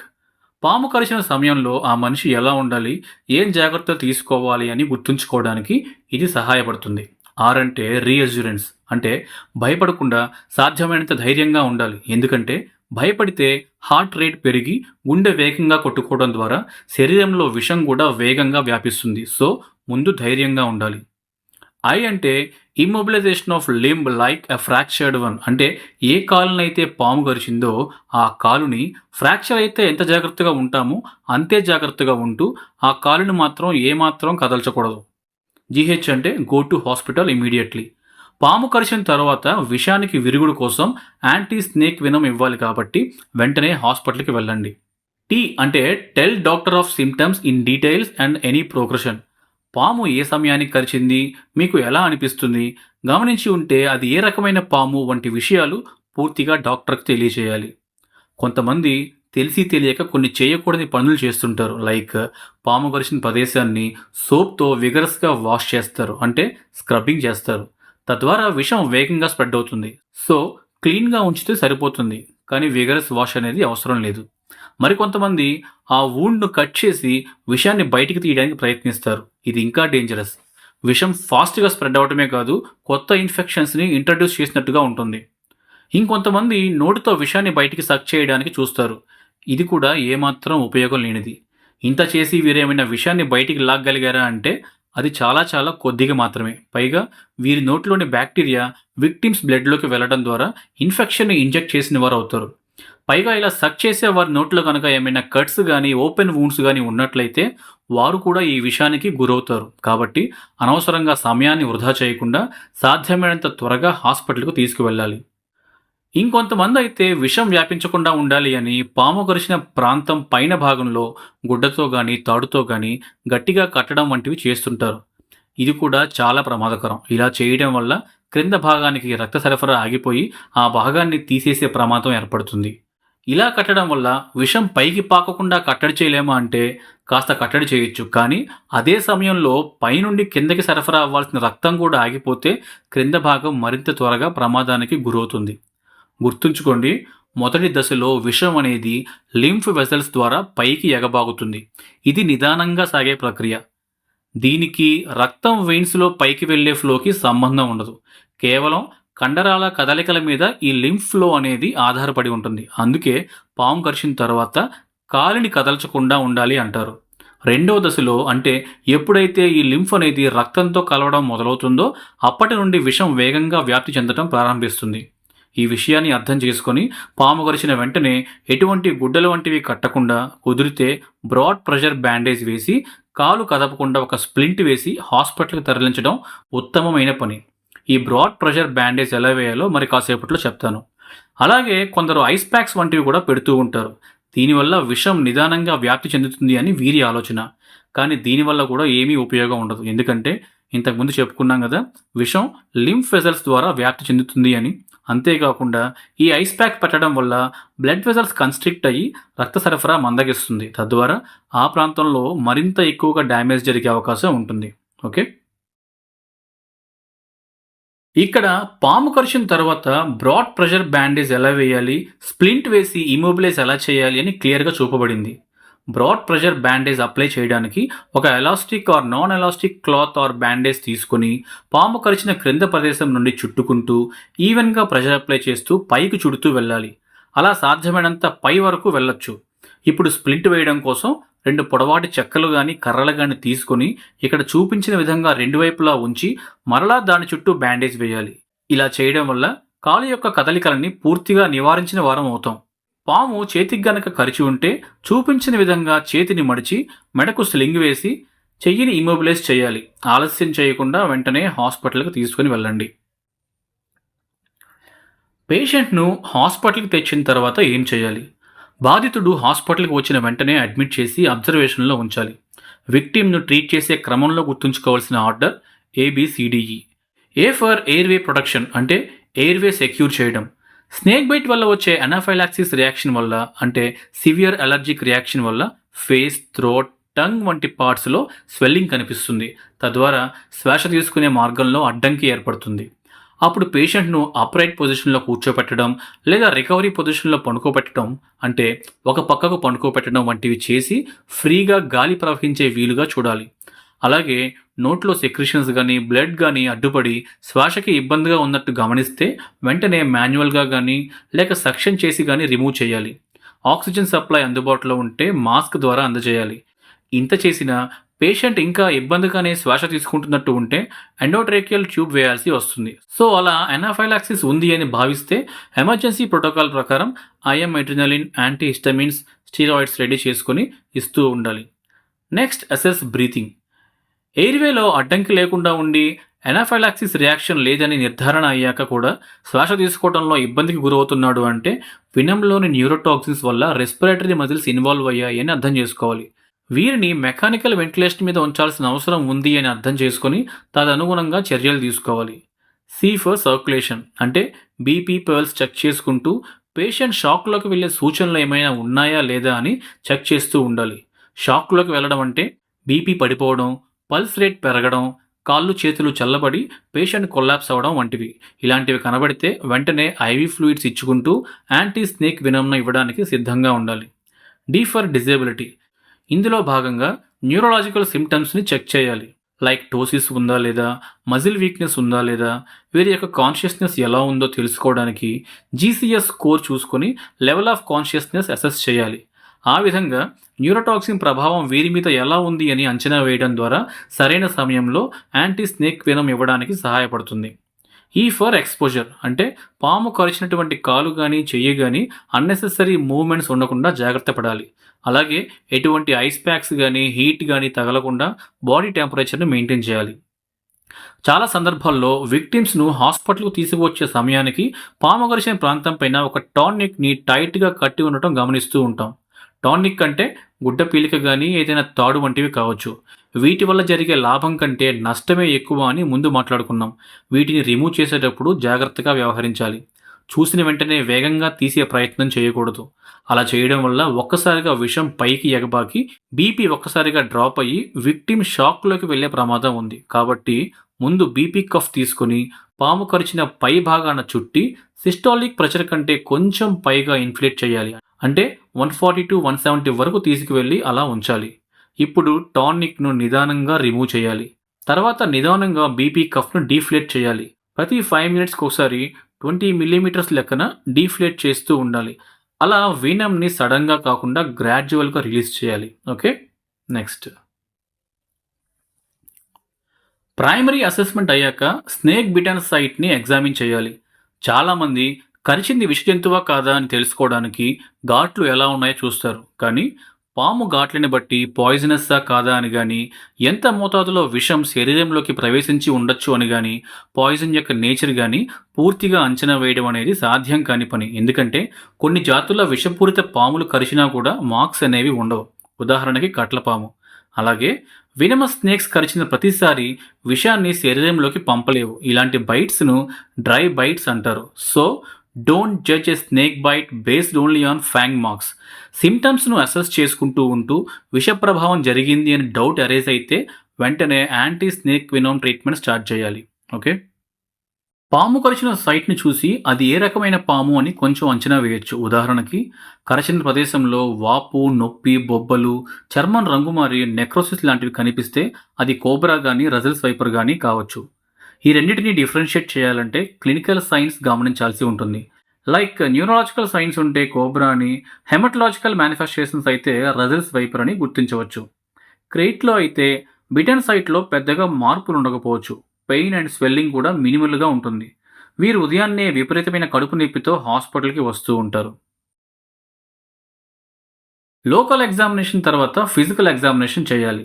పాము కరిచిన తర్వాత విక్టిమ్ యొక్క వైటల్స్ని, అలాగే ఎర్లీ కాంప్లికేషన్స్ని డిటెక్ట్ చేయాలంటే కంటిన్యూస్ మానిటరింగ్ అనేది అవసరం. ఫిజికల్ ఎగ్జామినేషన్లో భాగంగా BP, pulse rate, respiratory rate వంటి పరీక్షలు మొదటి 3 గంటల్లో ప్రతి గంటకి ఒకసారి చూడాలి. ఆ తర్వాత ప్రతి 4 గంటలకి ఒకసారి చూసుకుంటూ ఉండాలి. దీనివల్ల పేషెంట్లో విష ప్రభావం ఎలా ఉంది అని తెలుసుకోవచ్చు. 20 minutes whole blood clotting test. దీని ద్వారా విషం ఏమైనా రక్తం యొక్క క్లాటింగ్ మెకానిజంను దెబ్బతీసిందేమో చూడాలి. 20 నిమిషాల్లో టెస్ట్ ట్యూబ్లోని రక్తం కనుక గడ్డకట్టకపోతే విషం అనేది హెమటాక్సిన్ అని, ముఖ్యంగా కరిచింది వైపర్ స్నేక్ అయి ఉంటుందని అర్థం చేసుకోవాలి. పాదాల్లో కానీ చేతుల్లో కానీ వాపు ఎక్కువ అవుతున్నట్టు కనిపిస్తే డిస్టల్ పల్సెస్ మానిటర్ చేస్తూ ఉండాలి. పాదాల్లో అయితే dorsalis pedis pulse and posterior tibial pulse చూడాలి. అప్పర్ లిమ్స్లో అయితే రేడియల్ అండ్ అల్నార్ పల్స్ చూడాలి. ఇవి వీక్గా ఉన్నా ఆబ్సెంట్గా ఉన్నా వీరిలో కంపార్ట్మెంట్ సిండ్రోమ్ డెవలప్ అవుతుంది అని అర్థం చేసుకోవాలి. ఇది ఒక ఎమర్జెన్సీ కండిషన్. దీని గురించి మనం ముందే మాట్లాడుకున్నాం. Okay, next. ఇప్పుడు 20 minutes whole blood clotting test ఎలా చేయాలో చూద్దాం.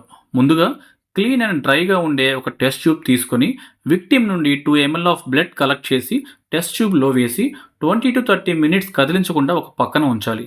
20 నిమిషాల తర్వాత టెస్ట్ ట్యూబ్ తీసుకుని ఇక్కడ చూపెట్టిన విధంగా పక్కకు వంచి క్లాటింగ్ ఎలా ఉందో చూడాలి. నార్మల్గా అయితే అందరిలో 20 నిమిషాల్లోపే రక్తం గడ్డగడుతుంది. అదే వైపర్ స్నేక్స్ కరిచి విషం కనుక శరీరంలోకి ప్రవేశించి ఉంటే రక్తం గడ్డకట్టదు. ఒకవేళ గడ్డ కట్టినట్టు ఉన్నా ట్యూబ్ పక్కకి వంచగానే క్లాట్స్ బ్రేక్ అయ్యి ఫోటోలో చూపించినట్టుగా పక్కకు ఒరుగుతుంది. చాలామంది ఫస్ట్ టైం టెస్ట్ చేశాక రక్తం గడ్డ కడితే పాము కరవలేదు అని అనుకుంటూ ఉంటారు. రక్తం గడ్డ కట్టింది అంటే పాము కరవలేదు అని కాదు, కరిచింది వైపర్ స్నేక్ కాదు, కోబ్రా కానీ క్రెయిట్ కానీ అయ్యుంటుంది అని. ఒకవేళ వైపర్ స్నేక్ కరిచినా కూడా మొదటి టెస్ట్లోనే తెలుస్తుంది అని అనుకోకూడదు. పాము కరిచిన మొదటి 4 గంటలు ప్రతి గంటకి ఒకసారి ఈ టెస్ట్ చేయాలి. దీని అర్థం మొదటి పరీక్షలో గడ్డ కట్టినా తర్వాత పరీక్షలో గడ్డ కట్టకపోవచ్చు అని. ఎందుకంటే ఈ కొయాగులోపతి అనేది, అంటే రక్తం గడ్డ కట్టకపోవడం అనేది నిదానంగా కనిపించే ప్రక్రియ. సో రక్తం గడ్డ కట్టలేదు అంటే వెంటనే ఏఎస్వి ట్రీట్మెంట్ స్టార్ట్ చేసేయాలి. స్టార్ట్ చేసిన 6 గంటల తర్వాత మళ్ళీ ఈ టెస్ట్ చేయాలి. అప్పటికీ గడ్డ కట్టడం లేదు అని గమనిస్తే యాంటీ స్నేక్ వినం డోస్ ఇంకా ఇవ్వాలి అని అర్థం. రక్తం గడ్డ కడితే యాంటీ స్నేక్ వినం డోస్ స్టాప్ చేసుకోవచ్చు. Okay, next. ఈ పరీక్షలు కూడా వీలైనంత త్వరగా చేసుకుంటే శరీరం మీద విష ప్రభావం ఎలా ఉందో, ఎలాంటి ట్రీట్మెంట్స్ ఇస్తూ ఉండాలి అని ఒక ఐడియా ఉంటుంది. ముందుగా విషం వల్ల బ్లడ్ ఎఫెక్ట్ అయిందో లేదో తెలుసుకోవడానికి కంప్లీట్ హిమోగ్రామ్ చేయాలి. వైపర్స్ బైట్లో ఇనీషియల్ స్టేజెస్లో హిమోగ్లోబిన్ పెరిగినట్లు కనిపిస్తుంది, కానీ ఇది టెంపరీ చేంజ్ మాత్రమే. వాస్కులర్ పర్మియబిలిటీ పెరగటం వల్ల బ్లడ్లోని ఫ్లూయిడ్స్ ఎస్కేప్ అయ్యి ఇలా హిమోగ్లోబిన్ పెరిగినట్లు కనిపిస్తుంది. లేటర్ స్టేజెస్లో బ్లీడింగ్ జరగడం, రెడ్ బ్లడ్ సెల్స్ లైసిస్ అవ్వడం అంటే విచ్ఛిన్నం జరగటం వల్ల హిమోగ్లోబిన్ లెవెల్స్ తగ్గిపోతాయి. విషం శరీరం మొత్తం పాకటం వల్ల న్యూట్రోఫిల్స్ కౌంట్ కూడా పెరిగిపోతుంది. అలాగే ప్లేట్లెట్స్ కూడా తగ్గిపోయి క్లాటింగ్ మెకానిజం దెబ్బతింటుంది. పెరిఫెరల్ స్మియర్ ఎగ్జామిన్ చేసినప్పుడు బ్రోకెన్ రెడ్ బ్లడ్ సెల్స్ కనిపిస్తాయి. వీటిని సిస్టోసైట్స్ అని, హెల్మెట్ సెల్స్ అని చెప్తూ ఉంటాం. వినంలో ఉండే హెమటాక్సిన్స్ కారణంగా బ్లడ్ వెసల్స్లోని ఇన్నర్ లైనింగ్ డ్యామేజ్ అవుతుంది అని చదువుకున్నాం కదా. ఈ డ్యామేజ్ వల్ల ఇనిషియల్ స్టేజెస్లో చిన్న బ్లడ్ వెసల్స్లో క్లాట్స్ అనేవి ఫామ్ అవుతాయి. తద్వారా రక్తం ఆ వెసల్స్ గుండా ప్రవహించేటప్పుడు లోపల ఉన్న క్లాట్స్ వల్ల రెడ్ బ్లడ్ సెల్స్ డ్యామేజ్ అయ్యి స్మియర్ ఎగ్జామినేషన్లో డ్యామేజ్డ్ సెల్స్గా కనిపిస్తాయి. వీటినే ఫ్రాగ్మెంటెడ్ ఆర్బీసీస్ అంటాం. స్నేక్స్ వినం వల్ల లివర్ ఎఫెక్ట్ అయిందో లేదో తెలుసుకోవడానికి లివర్ ఫంక్షన్ టెస్ట్ చేయాలి. వైపర్ స్నేక్ బైట్లో లివర్ కామన్గా ఎఫెక్ట్ అవుతుంది. అలా ఎస్జిఓటి, ఎస్జిపిటి ఎంజైమ్స్ లెవెల్స్ పెరిగితే లివర్ డ్యామేజ్ స్టార్ట్ అయింది అని అర్థం చేసుకోవాలి. లివర్ ఫెయిల్యూర్ అవ్వకుండా చూడడం మన ట్రీట్మెంట్ గోల్స్లో భాగమే కాబట్టి యాంటీ స్నేక్ వినంతో పాటు లివర్ మీద ఓవర్లోడ్ తగ్గిస్తూ IV fluids, anti oxidants, FFP, vitamin K, albumins వంటివి అవసరానికి తగ్గట్టు ఇస్తూ ఉండాలి. చాలాసార్లు కిడ్నీ అండ్ లివర్ రెండు ఒకే టైంలో డ్యామేజ్ అవుతూ ఉంటాయి. సో కిడ్నీ ఫంక్షన్ కూడా మానిటర్ చేస్తూ ఉండాలి, ముఖ్యంగా వైపర్స్ అండ్ సీ స్నేక్స్ బైట్స్లో. So serum creatinine levels check చేసుకోవాలి. ఆ లెవెల్స్ పెరిగితే కిడ్నీ డ్యామేజ్ అయ్యి బాడీలోని వేస్ట్ని సరిగా ఫిల్టర్ చేయలేకపోతుంది అని అర్థం చేసుకోవాలి. వెంటనే IV fluids like normal saline కానీ, రింగర్ లాక్టేట్ కానీ స్టార్ట్ చేయాలి. యూరిన్ అవుట్పుట్ను మానిటర్ చేస్తుండాలి. యూరిన్ అవుట్పుట్ మినిమం 0.5 ml/kg/h ఉండాలి. అంటే ఉదాహరణకి 80 kgల వ్యక్తిలో గంటకు కనీసం 40 ml పైన యూరిన్ అనేది కనిపించాలి. అంతకంటే తక్కువ కనిపిస్తే ఫ్లూయిడ్స్ను జాగ్రత్తగా ఇచ్చుకోవాలి. కొందరు అనుకుంటారు క్రియాటినిన్ లెవెల్స్ పెరిగితే ఫ్లూయిడ్స్ ఇవ్వకూడదు అని, కానీ కాదు. కిడ్నీ ఫంక్షన్ కొంచెం ఇంపేర్ అయినట్టు ఉన్నప్పటికీ ఐవి ఫ్లూయిడ్స్ ఇవ్వాలి. ఇలా చేయటం ద్వారా బాడీలో అక్యూములేట్ అవుతున్న టాక్సిన్స్ని ఫ్లష్ చేసినట్టు ఉంటుంది. అలాగే కిడ్నీస్కు రక్త సరఫరా కూడా మెయింటైన్ చేసినట్టు ఉంటుంది. తద్వారా మరింత కిడ్నీ డ్యామేజ్ కాకుండా కాపాడవచ్చు. నెక్స్ట్ ఎలక్ట్రోలైట్ లెవెల్స్ కూడా చెక్ చేసుకోవాలి. ఎలక్ట్రోలైట్స్ అంటే మెయిన్గా సోడియం, పొటాషియం, బైకార్బోనేట్స్. వీటి ద్వారా nerve function, heart and kidney functions మీద ఎఫెక్ట్ ఎలా ఉండబోతుంది అని ఒక అవగాహన వస్తుంది. కిడ్నీ ఇంజురీ వల్ల పొటాషియంను బయటికి పంపలేక బాడీలో పొటాషియం అక్యూములేట్ అవుతుంది. దీనివల్ల అరిథమియాస్ వచ్చి కార్డియాక్ అరెస్ట్ అవ్వచ్చు. ఇలాంటి వారిలో calcium gluconate, insulin plus dextrose ఇచ్చుకుంటూ పొటాషియం లెవెల్స్ని తగ్గించుకుంటూ హార్ట్ని కాపాడుకోవాలి. బాడీలో అసిడిక్ ఎన్విరాన్మెంట్ డెవలప్ అవుతుంటే సోడియం బైకార్బ్స్ ఇస్తూ న్యూట్రలైజ్ చేస్తుండాలి. బాడీలో ఫ్లూయిడ్ లాస్ ఉండటం వల్ల ఐవి ఫ్లూయిడ్స్ ఎక్కువగా ఇవ్వాల్సి వచ్చిన కారణాన సోడియం లెవెల్స్ డిక్రీజ్ స్టేట్లో కనిపిస్తాయి. తద్వారా బ్రెయిన్ ఎఫెక్ట్ అవ్వచ్చు, కన్ఫ్యూజన్, సీచర్స్ వంటివి కనిపించవచ్చు. అలాంటి సమయంలో 3% హైపర్టోనిక్ సెలైన్ పెట్టి సిమ్టమ్స్ను కంట్రోల్ చేయాలి. బాడీలోని బైకార్బోనేట్ లెవెల్స్ కూడా రెడ్యూస్ అయి ఉంటాయి. కారణం కిడ్నీ ఫంక్షన్ తగ్గినప్పుడు బాడీలోని హైడ్రోజన్ అయాన్స్ను ఈ కిడ్నీస్ ఎక్స్క్రీట్ చేయలేక, యూరిన్లోని బైకార్బోనేట్ అయాన్స్ను అబ్జార్బ్ చేయలేక బాడీలో యాసిడిక్ ఎన్విరాన్మెంట్ డెవలప్ అవుతుంది. పైగా స్నేక్ వినం వల్ల లాక్టిక్ యాసిడ్స్ వంటివి పెరిగి బాడీలో మరింత యాసిడిక్ ఎన్విరాన్మెంట్ ఏర్పడుతుంది. నార్మల్గా అయితే హెల్దీ బాడీ ఒక ఆల్కలైన్ ఎన్విరాన్మెంట్ కలిగి ఉంటుంది. సో ఇలా ఏర్పడ్డ యాసిడిక్ ఎన్విరాన్మెంట్ను తగ్గించడానికి సోడియం బైకార్బ్ ఇంజెక్షన్స్ పెట్టాల్సి వస్తుంది. యాసిడోసిస్ మరీ సివియర్గా ఉంటే డయాలసిస్కు వెళ్లాల్సి వస్తుంది. ఓకే, నెక్స్ట్ ఇంకా ఏమేం టెస్ట్ చేసి ఈ వినం వల్ల కలిగే సిస్టమిక్ ఎఫెక్ట్స్ను అసెస్ చేయొచ్చు. Coagulation profile. వైపర్ స్నేక్స్ వినంలో ఉండే కోయాగులెంట్స్ అండ్ యాంటీకోయాగులెంట్స్ వల్ల ముందుగా క్లాట్స్ ఫామ్ అవడం వలన అందులో భాగంగా క్లాటింగ్ ఫ్యాక్టర్స్ అన్ని కన్జ్యూమ్ అవడం జరుగుతుంది అని ముందు స్లైడ్స్లో నేర్చుకున్నాం. సో క్లాటింగ్ ఫ్యాక్టర్స్ లేకపోతే ఇంకేమవుతుంది? ఆబ్వియస్గా bleeding time, clotting time, prothrombin time, INR and IPTT values పెరుగుతాయి.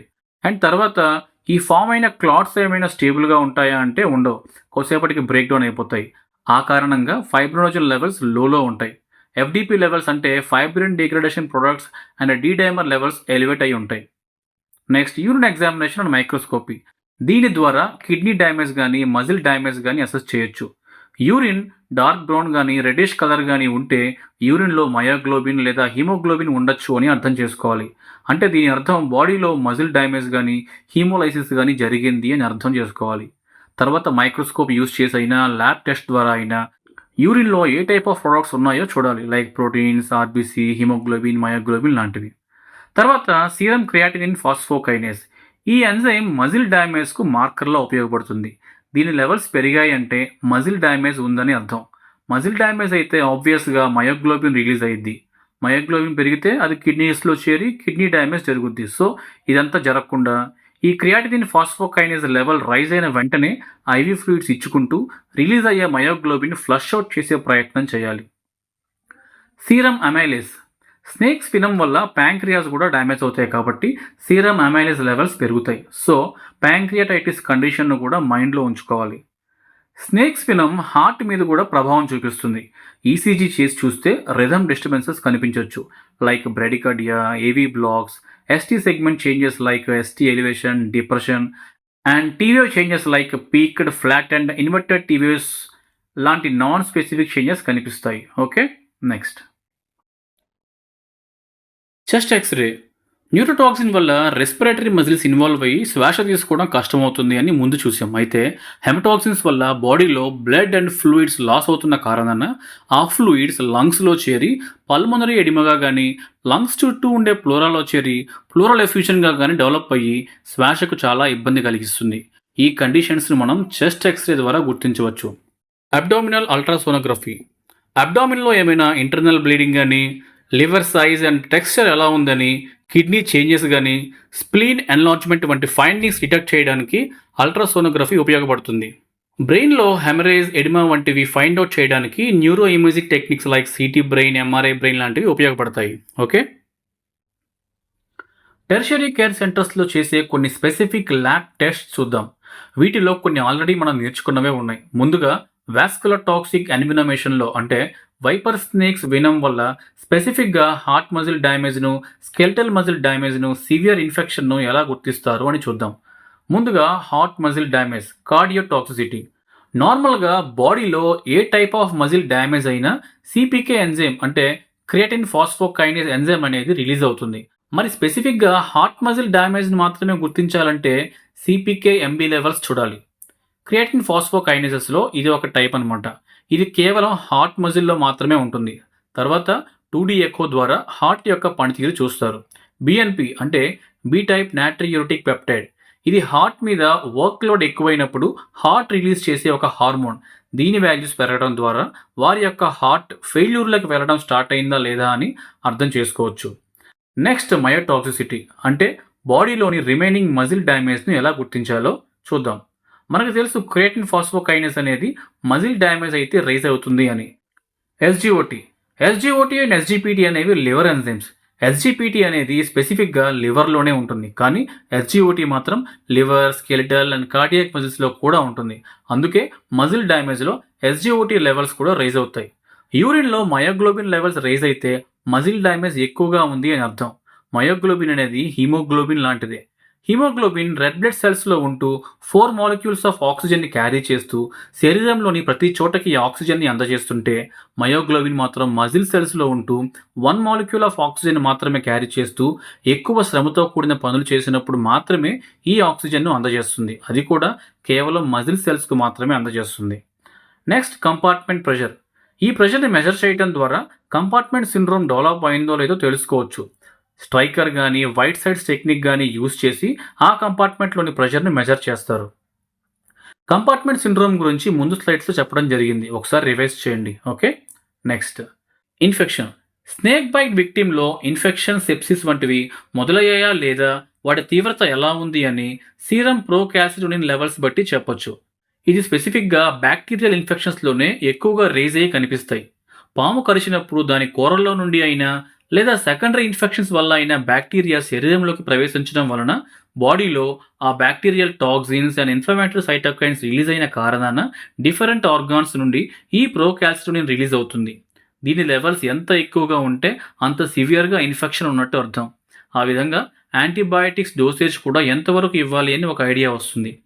అలాగే బ్లడ్ శాంపిల్ నుండి, యూరిన్ శాంపిల్ నుండి, వూండ్ స్వాబ్ నుండి కల్చర్ అండ్ సెన్సిటివిటీ జరిపి శరీరంలో ఉన్నది ఏ బ్యాక్టీరియా అని, అది ఏ యాంటీబయాటిక్ రెస్పాండ్ అవుతుంది అని చూసుకొని ఆ డ్రగ్ను మాత్రమే విక్టిమ్కు అందజేయడానికి హెల్ప్ అవుతుంది. నెక్స్ట్, ఇప్పుడు న్యూరో పారాలిటిక్ ఎన్వినోమేషన్లో అంటే క్రెయిట్స్ అండ్ కోబ్రాస్ యొక్క వీనం వల్ల కలిగే స్పెసిఫిక్ డ్యామేజ్ను ఎలా గుర్తించాలి అని చూద్దాం. న్యూరోటాక్సిన్స్ వల్ల మజిల్స్ వీకెన్ అయ్యి శ్వాస తీసుకోవడం ఇబ్బందిగా మారుతుందని నేర్చుకున్నాం. దానివల్ల కార్బన్ డైఆక్సైడ్ అనేది సరిగా బయటికి వెళ్ళలేక శరీరంలో యాసిడిక్ ఎన్విరాన్మెంట్ డెవలప్ అవుతుంది. దీన్ని రెస్పిరేటరీ ఎసిడోసిస్ అంటారు. అంతేకాకుండా కిడ్నీస్కు ఆక్సిజన్ సరిగా అందక అక్యూట్ కిడ్నీ ఇంజురీ కూడా డెవలప్ అవ్వచ్చు. దాని కారణంగా బైకార్బోనేట్ లెవెల్స్ తగ్గిపోయి కూడా శరీరంలో యాసిడిక్ ఎన్విరాన్మెంట్ డెవలప్ అవుతుంది. దీన్ని మెటబాలిక్ ఎసిడోసిస్ అంటారు. అయితే శరీరంలోని యాసిడిక్ ఎన్విరాన్మెంట్ అనేది రెస్పిరేటరీయా, మెటబాలిక్ అని తెలియాలి అని అంటే ఆర్టీరియల్ బ్లడ్ గ్యాసెస్ అనాలిసిస్ చేయాల్సి వస్తుంది. దాన్ని బట్టి ట్రీట్మెంట్ ఏమి ఇవ్వాలి, యాంటీ స్నేక్ వినోమ్ ఎంత ఇవ్వాలి అని ఒక ఐడియా వస్తుంది. ఇకపోతే పల్మనరీ ఫంక్షన్ టెస్ట్ ద్వారా లంగ్స్ ఫంక్షనింగ్ అసెస్ చేస్తే వెంటిలేటరీ సపోర్ట్ అవసరం అవుతుందా లేదా అని కూడా తెలుస్తుంది. Okay, next. సో ఫైనల్గా ఈ వీడియోలోని మోస్ట్ ఇంపార్టెంట్ సెగ్మెంట్కి వచ్చేసాం, management of snake bite poisoning. మన ప్రైమరీ గోల్ కేవలం ప్రాణం కాపాడడం మాత్రమే కాదు, మరెన్నో కాంప్లికేషన్స్ను ప్రివెంట్ చేయడం. ఇక ఆలస్యం చేయకుండా నేర్చుకుందాం పదండి. ఈ ట్రీట్మెంట్ను 2 బ్రాడ్ కేటగిరీస్ కింద డివైడ్ చేసి నేర్చుకుందాం. General management, specific management. General management అంటే ఏదైనా ఒక స్నేక్ బైట్ కేసు వచ్చినప్పుడు అది విషపూరితమైనదైనా కాకపోయినా వెంటనే అందించవలసిన కొంత ఎసెన్షియల్ సపోర్టివ్ కేర్ అనమాట.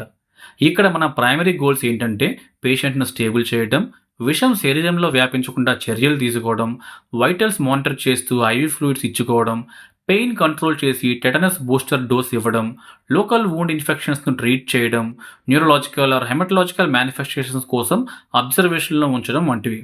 స్పెసిఫిక్ మేనేజ్మెంట్ అంటే విషానికి విరుగుడు యాంటీ స్నేక్ వెనమ్ ఇవ్వడం, కనిపించిన కాంప్లికేషన్ని బట్టి ట్రీట్మెంట్ ఇవ్వడం, like paralysis, bleeding, acute kidney injury, respiratory failure మొదలగు వాటిని ట్రీట్ చేయడం అనమాట. Let's now begin with general management. ముందుగా పాము కరిచిన సైట్ని డిస్ఇన్ఫెక్టెంట్ యూస్ చేసి శుభ్రంగా క్లీన్ చేయాలి. సో పోవిడిన్ ఐడిన్ సొల్యూషన్తో క్లీన్ చేయండి. ఇలా చేయడం ద్వారా సెకండరీ ఇన్ఫెక్షన్స్ రాకుండా అరికట్టవచ్చు. పాము యొక్క ఫ్యాంగ్స్లో అంటే వాటి కూరల్లో ఉండే బ్యాక్టీరియా లోకల్గా సెల్యులైటిస్ కానీ నెక్రోసిస్ కానీ కలిగించవచ్చు. కాబట్టి లోకల్ సైట్ను పౌడిన్ అయోడిన్ వంటి యాంటీసెప్టిక్తో క్లీన్ చేయడం తప్పనిసరి. అలాగే గుర్తుంచుకోండి, ఎటువంటి డ్రెస్సింగ్స్ ఇవ్వకండి. ఎందుకంటే స్నేక్ బిటెన్ సైట్ను డాక్టర్ అబ్జర్వ్ చేస్తూ ఉంటారు. స్వెల్లింగ్ ఎలా ఉంది, కలర్ చేంజెస్ ఏమైనా ఉన్నాయా, బ్లిజర్స్, నెక్రోసిస్, కంపార్ట్మెంట్ సిండ్రోమ్ ఇలాంటి కాంప్లికేషన్స్ కోసం డాక్టర్స్ బిటెన్ సైట్ను అబ్జర్వ్ చేస్తూ ఉంటారు. డ్రెస్సింగ్ ఇస్తే ఇవేమీ చూడలేము. అంతేకాకుండా డ్రెస్సింగ్ వల్ల వినం అక్కడే ట్రాప్ అయ్యి లోకల్ టిష్యూ కూడా బాగా డ్యామేజ్ అవుతుంది. ఓకే, తర్వాత ఒక టీటీ బూస్టర్ డోస్ ఇవ్వాలి. మనందరికీ టెటనస్ అనేది క్లాస్ట్రిడియం టెటనీ అనే బ్యాక్టీరియా ద్వారా వస్తుందని, అది సాయిల్లో ఉంటుందని తెలుసు. స్నేక్ బైట్లో ఈ బ్యాక్టీరియా కూడా వూండ్ నుంచి లోపలికి రావచ్చు. సో టీటీ ఇంజెక్షన్ ఇవ్వాలి. యాంటీబయాటిక్స్ అనేవి జనరల్గా అవసరం లేదు. ఒకవేళ సెల్యులైటిస్ కానీ నెక్రోసిస్ కానీ కనిపిస్తే యాంటీబయాటిక్స్ కంపల్సరీ అవుతుంది. So aerobic bacteria, anaerobic bacteria ఈ 2 రకాల బ్యాక్టీరియా కవర్ అయ్యేలాగా 2 రకాల యాంటీబయాటిక్స్ పెట్టుకోవాలి. సాధారణంగా స్నేక్ బైట్ కేసెస్లో వచ్చే ఇన్ఫెక్షన్స్కి కారణమయ్యే bacteria like staphylococcus, streptococcus, pseudomonas, E coli, clostridium, bacteroides ఇవన్నీ మైల్డ్ లేదా మోడరేట్ లెవెల్ ఆఫ్ ఇన్ఫెక్షన్స్ మాత్రమే కలుగు చేస్తాయి. కాబట్టి వీరిలో higher antibiotics like 4th generation cephalosporins, carbapenems వంటివి అవసరత ఉండదు. పైగా ఎమాక్సిక్లావ్, మెట్రోనడజోల్ ఇంజెక్షన్స్ అన్ని రకాల హెల్త్ కేర్ సెటప్స్లో ఈజీగా అవైలబుల్లో ఉంటాయి. ఏది ఎంత డోసులో ఇవ్వాలో ఒకసారి చూద్దాం. ఎమాక్సిక్లావ్ ఇంజెక్షన్ 1.2 గ్రామ్స్ ఐవీ రూట్ రోజుకి 3 సార్లు లెక్కన 7 days ఇవ్వాలి. మెట్రోనడజోల్ ఇంజెక్షన్ 400 మిల్లీగ్రాములు ఐవీ రూట్ రోజుకి 3 సార్లు లెక్కన 7 days ఇవ్వాలి. 7 days తర్వాత ఎమాక్సిక్లావ్ 625 mg టాబ్లెట్స్ రోజుకి 3 చొప్పున మరొక 3 నుంచి 7 రోజులు ఇవ్వాలి. గుర్తుంచుకోండి, ఇవి కేవలం సెల్యులైటిస్, నెక్రోసిస్ వంటివి కనిపిస్తేనే స్టార్ట్ చేయాలి, లేదంటే అవసరం లేదు. Okay, next. Snake bitten site దగ్గర పెయిన్ అనేది చాలా కామన్, మరి ముఖ్యంగా వైపర్ స్నేక్స్ బైట్స్లో. ఎందుకంటే వైపర్ స్నేక్స్ వల్ల లోకల్ టిష్యూ డ్యామేజ్ ఎక్కువ ఉంటుంది. సో పెయిన్ కూడా ఎక్కువ ఉంటుంది. సాధ్యమైనంత వరకు పెయిన్ మేనేజ్మెంట్లో స్ట్రాంగ్ ఓపియాయిడ్స్ను అవాయిడ్ చేయాలి. ఎందుకంటే అవి శ్వాస తీసుకోవడానికి ఇబ్బంది కలుగు చేస్తాయి. సో పారాసెటమాల్ కానీ ట్రెమడాల్ కానీ యూస్ చేయాలి. ట్రెమడాల్ మైల్డ్ ఓపియాయిడ్ కాబట్టి మోడరేట్ సివియర్ పెయిన్స్లో యూస్ చేసుకోవచ్చు. పారాసెటమాల్ అయితే 500 to 1000 మిల్లీగ్రామ్స్ 6th అవర్లో ఇవ్వచ్చు. Tramadol 50 mg tablet or injection IV రూట్లో ఇవ్వచ్చు. ఐవీ రూట్ ఇచ్చేటప్పుడు నిదానంగా 2 to 3 minutes పాటు ఇవ్వాలి. ఫాస్ట్గా ఇస్తే కళ్ళు తిరిగి వామిటింగ్ సెన్సేషన్ వస్తుంది. ఓకే, తర్వాత హైడ్రేషన్ అండ్ న్యూట్రిషన్ మెయింటైన్ చేయాలి. విక్టిమ్కు సరిపడా ఐవీ ఫ్లూయిడ్స్ ఇచ్చి హైడ్రేషన్ మెయింటైన్ చేయడం చాలా కీలకమైనది. ఎందుకంటే అక్యూట్ కిడ్నీ ఇంజురీ అవ్వకుండా ఇవి కాపాడతాయి. అలాగే న్యూట్రిషన్ కూడా చాలా ఇంపార్టెంట్. విక్టిమ్ కొంచెంగా కోలుకుంటున్నప్పుడు ఈజీగా డైజెస్ట్ అయ్యే సాఫ్ట్ ఫుడ్స్ను ఇవ్వాలి. న్యూట్రిషన్ మంచిగా ఇస్తే రికవరీ కూడా ఫాస్ట్గా ఉంటుంది. Next, local spreading oedema. Local swelling ఉంటుంది కాబట్టి ఎఫెక్టెడ్ లింబ్ను ఒక శాండ్ బ్యాగ్ మీద ఉంచి స్లైట్గా ఎలివేట్ చేసి ఉంచాలి. తద్వారా వీనస్ డ్రైనేజ్, లింఫాటిక్ డ్రైనేజ్ జరిగి స్వెల్లింగ్ తగ్గుతుంది. అలా కంపార్ట్మెంట్ సిండ్రోమ్ అనేది వచ్చే అవకాశం కూడా తగ్గుతుంది. మరీ ఓవర్గా ఎలివేట్ చేస్తే ఆర్టరీస్ ద్వారా అందాల్సిన ఆక్సిజనేటెడ్ బ్లడ్ అందక అసలుకే మోసం జరగచ్చు. కాబట్టి మైల్డ్ ఎలివేషన్ మాత్రమే ఉండేలా చూసుకోవాలి. విక్టిమ్లో లో బీపీ డెవలప్ అవుతుంటే విష ప్రభావం బాగా ఉంది అని, లేదా ఇంటర్నల్గా బ్లీడింగ్ అవుతుంది అని అర్థం చేసుకోవాలి. ఆలస్యం చేయకుండా నార్మల్ సెలైన్ లేదా రింగర్ లాక్టేట్ వంటి ఫ్లూయిడ్ స్టార్ట్ చేయాలి. సాధారణంగా మనం షాక్లో అయినా, అక్యూట్ కిడ్నీ ఇంజరీలో అయినా ఒక స్టాండర్డ్ ఫ్లూయిడ్ డోస్ను యూస్ చేస్తాం. 30 ml/kg అంటే 70 kgs ఉన్న వ్యక్తికి 2 liters ఆఫ్ NS అవసరం అవుతుంది. కానీ దీన్ని అంతా ఒకేసారి ఇవ్వం.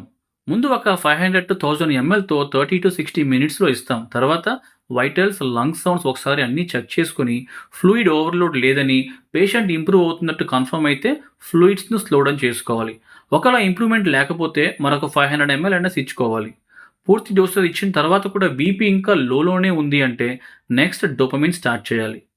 డోపమిన్ అనేది ఐనోట్రోప్ అండ్ వాసోప్రెసర్గా పనిచేస్తుంది.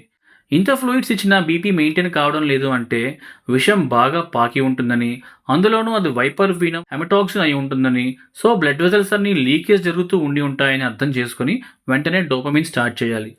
డోస్ వచ్చేసి 5 to 10 micrograms/kg/minute అంటే 70 kg పర్సన్లో 350 to 700 micrograms/minute రేట్లో ఇవ్వాలి. అంటే గంటకు 21 to 42 milligrams అవసరం అవుతుంది.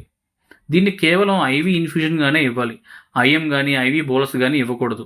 ఇస్తే నెక్రోసిస్, ఎరిథమియాస్, సడన్ హై బీపీ వంటివి కనిపిస్తాయి. ఇన్ఫ్యూజన్ స్టార్ట్ చేసినప్పుడు 5 micrograms per KG per minute రేట్లో స్టార్ట్ చేయాలి. బీపీ ఇంప్రూవ్ కాకపోతుంటే స్లోగా 10 micrograms per KG per minute రేట్లో ఇవ్వాలి. అలాగే ఇన్ఫ్యూషన్ ఎండ్ చేసేటప్పుడు కూడా సడన్గా స్టాప్ చేయకూడదు. స్లోగా ట్యాపర్ చేసుకుంటూ స్టాప్ చేయాలి. సడన్గా స్టాప్ చేస్తే బీపీ కూడా సడన్గా క్రాష్ అవ్వచ్చు. తద్వారా ఆర్గాన్స్కు బ్లడ్ సప్లై మందగిస్తుంది. సడన్ కార్డియాక్ అరెస్ట్ కూడా జరగచ్చు. సో స్లోగా ట్యాపర్ చేసుకుంటూ రావాలి. Like 10 micrograms per KG per మినిట్లో ఉంటే next 8 micrograms per KG per మినిట్లో ఒక 30 మినిట్స్ ఉంచాలి. Next 6 micrograms per KG per మినిట్లో ఒక 30 మినిట్స్ ఉంచాలి. నెక్స్ట్ 4, 2 అలా ఫైనల్గా స్టాప్ చేసుకోవాలి. ఓకే, నెక్స్ట్ ఇప్పుడు కంపార్ట్మెంట్ సిండ్రోమ్ గురించి మరికొన్ని పాయింట్స్ చూద్దాం. ఆల్రెడీ ప్రీవియస్ స్లైడ్స్లో దీని గురించి కొంత నేర్చుకున్నాం కదా, ఇప్పుడు మరికొంత నేర్చుకుందాం. ఇది రేర్ కాంప్లికేషన్ అయినప్పటికీ ఎర్లీగా రికగ్నైజ్ చేసి ట్రీట్మెంట్ చేయకపోతే ఎఫెక్ట్ అయిన కాలు కానీ చేతిని కానీ తీసివేసే పరిస్థితి నెలకొంటుంది. కంపార్ట్మెంట్ సిండ్రోమ్లో స్నేక్ బిటన్ పార్ట్లో సివియర్ స్వెల్లింగ్ కారణంగా ఆ ప్రదేశంలో ప్రెషర్ పెరిగిపోయి nerves and blood flow effect అయ్యి సివియర్ టిష్యూ డ్యామేజ్ జరుగుతుంది. దీని క్లినికల్ ఫీచర్స్ ఎలా ఉంటాయంటే సివియర్ పెయిన్ ఉంటుంది, రక్త సరఫరా తగ్గిన కారణంగా స్కిన్ పేల్గా మారుతుంది, దాన్నే పేలర్ అంటాము. తర్వాత పారస్థీషియా ఉంటుంది, అంటే ఆ ప్రదేశంలో చర్మం మొద్దుబారి తిమ్మిర్లు కనిపిస్తాయి. నెక్స్ట్ పల్స్లెస్నెస్, అంటే ఎఫెక్ట్ అయిన లిమ్ను బట్టి డిజిటల్ పల్సెస్ అనేవి like radial pulse, డోర్సాలిస్ pedis pulse వంటివి కనిపించవు. తర్వాత పెరాలసిస్ ఆఫ్ కంపార్ట్మెంట్ మజిల్స్, అంటే హై ప్రెషర్ వల్ల ఆ కంపార్ట్మెంట్లోని మజిల్స్ ఎఫెక్ట్ అయ్యి వీకెన్ అవ్వడం జరుగుతుంది. మరి ఈ కంపార్ట్మెంట్ సిండ్రోమ్ ఉందా లేదా అని ఎలా కన్ఫర్మ్ చేయాలి? ఈ కంపార్ట్మెంట్ ప్రెషర్ను మెజర్ చేయడానికి needle manometer technique and striker needle device వంటివి యూజ్ చేస్తారు. పక్కన ఫోటోలో చూపిస్తున్నది నీడిల్ మానోమెట్రిక్ మెథడ్. ఈ మెథడ్ ద్వారా pressure 40 mm HG of saline కంటే ఎక్కువ ఉంటే కంపార్ట్మెంట్ సిండ్రోమ్ ఉన్నట్టు నిర్ధారించాలి. నార్మల్ అయితే 10 to 15 mm HG of normal saline లోపు ఉండాలి. వాస్కులర్ డాప్లర్ టెక్నిక్ అనేది బ్లడ్ ఫ్లో ఎలా ఉంది అని అసెస్ చేయడానికి ఒక సపోర్టివ్ మెథడ్గా యూజ్ అవుతుంది. వన్స్ ఈ కంపార్ట్మెంట్ సిండ్రోమ్ ఉంది అని కన్ఫర్మ్ అయితే ఫెషియోటమీ చేసి ప్రెషర్ రిలీవ్ చేసి ఫర్దర్ టిష్యూ డ్యామేజ్ కాకుండా కాపాడాలి. ఫెషియోటమీ అంటే స్కిన్ను, దాని కింద ఉండే ఫేషియాను కట్స్ ఇచ్చి ఓపెన్ చేయడం అనమాట.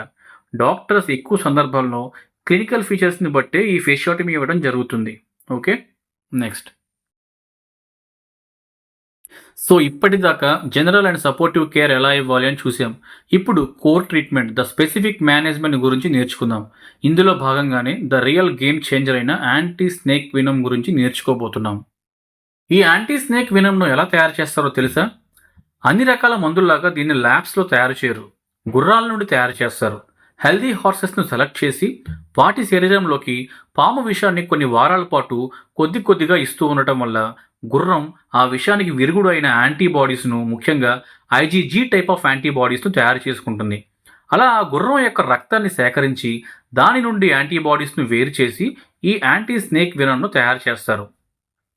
2 రకాల యాంటీ స్నేక్ వినమ్ అనేది అవైలబుల్గా ఉంటుంది, monovalent and polyvalent anti snake venom. మన ఇండియన్ గవర్నమెంట్ వారు సప్లై చేసేది పాలీవాలెంట్ యాంటీ స్నేక్ వినమ్, అంటే 1 కంటే ఎక్కువ రకాల పాము కాట్లకు ఉపయోగపడేది. వీడియో మొదటి నుండి మనం మాట్లాడుకున్న ఇండియాలో కామన్గా కనిపడే 4 రకాల విషపూరితమైన పాములు కోబ్రా, క్రెయిట్, రజల్స్ వైపర్, సాస్కేల్ వైపర్, వీటన్నిటి బైట్స్కు కామన్గా యూజ్ చేసేదే ఈ పాలీవాలెంట్ యాంటీ స్నేక్ వినమ్. మిగతా రకాల విషపూరిత పాము కాట్లకు ఇది అంతగా ఉపయోగపడదు. Okay, next. యాంటీ స్నేక్ వినమ్ గురించి మరికొన్ని పాయింట్స్ చూద్దాం. ఈ యాంటీ స్నేక్ వినమ్ 2 ఫామ్స్లో అవైలబుల్గా ఉంటుంది, powder form, liquid form. Powder form anti snake వినమ్కి షెల్ఫ్ లైఫ్ ఎక్కువగా ఉంటుంది. షెల్ఫ్ లైఫ్ అంటే ఎక్స్పైరీ డేట్ అని చెప్పొచ్చు. మ్యానుఫ్యాక్చర్ అయిన టైం నుండి పౌడర్ ఫామ్ యాంటీ స్నేక్ వినమ్కి అయితే 5 years, liquid form anti snake వినమ్కి అయితే 2 years వరకు షెల్ఫ్ లైఫ్ ఉంటుంది. యాంటీ స్నేక్ వినమ్ని ఎట్టి పరిస్థితుల్లో కూడా ఐఎం రూట్ ద్వారా కానీ బైట్ సైట్లో కానీ ఇవ్వకూడదు, ఇంట్రావీనస్గా మాత్రమే ఇవ్వాలి. Powdered form of anti snake వినమ్ను స్టిరైల్ వాటర్తో కలిపి నార్మల్ సెలైన్లో వేసి స్లోగా ఇచ్చుకోవాలి. యాంటీ స్నేక్ వినమ్ అనేది గుర్రాల యొక్క సీరం నుండి కలెక్ట్ చేసింది కాబట్టి మన బాడీలో ప్రవేశించినప్పుడు అలర్జిక్ రియాక్షన్స్ కొన్ని కనిపించడం సహజమే. ఎంతైనా యాంటీ స్నేక్ వినమ్ కూడా ఫారెన్ ప్రోటీన్సే కదా. సో కనబడబోయే అలర్జిక్ రియాక్షన్స్కు ముందుగానే adrenaline, steroids like hydrocortisone, anti histamines like Avil ఇంజెక్షన్స్తో ప్రిపేర్డ్గా ఉండాలి. యాంటీ స్నేక్ వినం వైల్ చాలా కాస్ట్లీ, ఒక్కోటి 400 to 500 దాకా పడుతుంది. దీని సప్లై కూడా లిమిటెడ్గా ఉంటుంది, ఎందుకంటే యాంటీ స్నేక్ వినంను తయారు చేయడం అనేది లాంగ్ ప్రాసెస్, నెలలు పడుతుంది. పైగా భారతదేశం మొత్తం మీద కేవలం 7-8 ల్యాబొరేటరీస్ నుండి మాత్రమే ఇవి తయారయ్యి దేశం మొత్తం వెళ్ళాలి. తయారు చేయబడిన దాంట్లో ఎక్కువ శాతం గవర్నమెంటే అన్ని గవర్నమెంట్ హాస్పిటల్స్కు చేరవేస్తుంది. ప్రైవేట్ కంపెనీస్కు దీని నుండి పెద్ద లాభం కూడా ఉండదు. సో ఇన్వెస్ట్మెంట్ కూడా తక్కువగానే ఉంటుంది అండ్ ప్రొడక్షన్ కూడా లిమిటెడ్గానే ఉంటుంది. సో అందుకే డాక్టర్స్ ఏదైనా స్నేక్ బైట్ కేసు వస్తే క్లినికల్ మేనిఫెస్టేషన్స్ కనిపిస్తేనే ఈ యాంటీ స్నేక్ వెనం ఇవ్వడానికి రెడీ అవుతారు తప్ప ప్రతి కేసుకు ఇవ్వాలని చూడరు. Next, administration of ASV. Initial dose is 10 vials. Snake bite విక్టిమ్లో కనుక క్లినికల్ ఫీచర్స్ కనిపిస్తే anti snake venom treatment minimum 10 vialsతో స్టార్ట్ చేయాలి. పౌడర్ ఫామ్ అయితే 10 vialsను 100 ml ఆఫ్ డిస్టిల్ వాటర్తో రీకన్స్టిట్యూట్ చేసి 400 ml NSలో యాడ్ చేసి ఇన్ఫ్యూజన్ స్టార్ట్ చేయాలి. మొదటి 15 నిమిషాలు స్లోగా పంపించాలి, అంటే 10 to 15 drops per minute స్పీడ్లో అనమాట. అలర్జిక్ రియాక్షన్స్ ఏమీ కనిపించకపోతే మిగతాదంతా 1 గంటలో ఫినిష్ అయ్యేలా సెట్ చేసుకోవాలి. ఒకసారి ఈ క్యాలిక్యులేషన్ చూద్దాం. Anti snake venom powder form 10 vialsను 100 ml డిస్టిల్ వాటర్లో కలుపుతున్నాం. ఆ తర్వాత 400 ml NSలో యాడ్ చేస్తున్నాం. మొత్తం 500 ml. మొదటి 15 నిమిషాలు 15 drops per minute పెడితే, అంటే 1 ml per minute పెడితే 15 ml పూర్తవుతుంది. ఇక మిగిలింది 485 ml.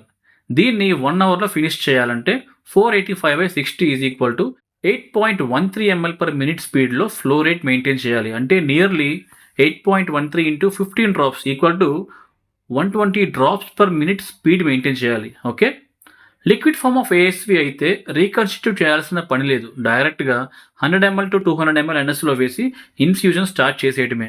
ఇది కూడా మొదటి 15 నిమిషాలు స్లోగా పెట్టుకొని రియాక్షన్స్ ఏం రాకపోతే రిమైనింగ్ డోస్ అంతా 1 అవర్లో ఫినిష్ చేయాలా చూసుకొని ఫ్లో రేట్ సెట్ చేసుకోవాలి, అంటే దాదాపు 70 drops per minute స్పీడ్లో. ఓకే, అలాగే యాంటీ స్నేక్ వినం స్టార్ట్ చేశాక ఫస్ట్ హాఫ్ అన్ అవర్లో ఎవ్రీ 5 minutesకి ఒకసారి, నెక్స్ట్ 2 hours ఎవ్రీ 15 minutesకి ఒకసారి వైటల్స్ మానిటర్ చేసుకుంటూ ఉండాలి. తద్వారా ఎర్లీ అండ్ లేట్ అలర్జిక్ రియాక్షన్స్ను గుర్తించడానికి అవకాశం ఉంటుంది. లైక్ బీపీ డ్రాప్ అవ్వడం, ర్యాష్ కనిపించడం, శ్వాస తీసుకోవడంలో ఇబ్బంది మొదలైన వాటిని గుర్తించవచ్చు. ఓకే, రిపీట్ డోస్ ఇన్ హెమటాక్సిక్ ఎన్వినోమిషన్, అంటే వైపర్ స్నేక్స్ యొక్క బైట్లో గనక ఫస్ట్ డోస్ ఆఫ్ 10 vials ఇవ్వటం ముగిశాక యాక్టివ్ బ్లీడింగ్ కనిపిస్తుంటే, అది ఎక్స్టర్నల్ కానీ ఇంటర్నల్ బ్లీడింగ్ అయినా కానీ ఇంకా కనిపిస్తుంటే, లేదా 6 hours తర్వాత కూడా 20 minutes whole blood clotting test positive వచ్చిన యాంటీ స్నేక్ వినం సెకండ్ డోస్ అనేది స్టార్ట్ చేయాలి. అలా వైపర్ స్నేక్ బైట్స్లో మ్యాక్సిమం 30 vials వరకు యాంటీ స్నేక్ వినం అనేది ఇచ్చుకోవచ్చు. అంతకు పైగా ఇవ్వకూడదా అంటే ఇవ్వాల్సిన అవసరం ఉండదు. ఎందుకనేది నెక్స్ట్ స్లైడ్లో మీకు అర్థమవుతుంది. సరే, అయితే అసలు స్టార్టింగ్ డోస్ కింద మినిమం 10 vials ఎందుకు ఇవ్వాలి? సాధారణంగా మనం మాట్లాడుకున్న 4 రకాల స్నేక్స్లో రజల్స్ వైపర్ స్నేకే ఎక్కువ మోతాదులో విషాన్ని విడుదల చేయగలదు. 5 mg నుంచి 147 mg వెయిట్ వరకు విషాన్ని విడుదల చేస్తుంది. యావరేజ్గా చూసుకుంటే 63 mg. 1 ml anti snake venom అనేది 0.6 mg ఆఫ్ రజిల్ వైపర్ వినంను న్యూట్రలైజ్ చేయగలదు. అలా 1 vialలో ఉండే 10 ml ఆఫ్ యాంటీ స్నేక్ వినం 6 mg ఆఫ్ వినంను న్యూట్రలైజ్ చేస్తుంది. అలా 63 grams రజల్స్ వైపర్ విషాన్ని న్యూట్రలైజ్ చేయడానికి 10 vials ఆఫ్ యాంటీ స్నేక్ వినం అవసరం అవుతాయి.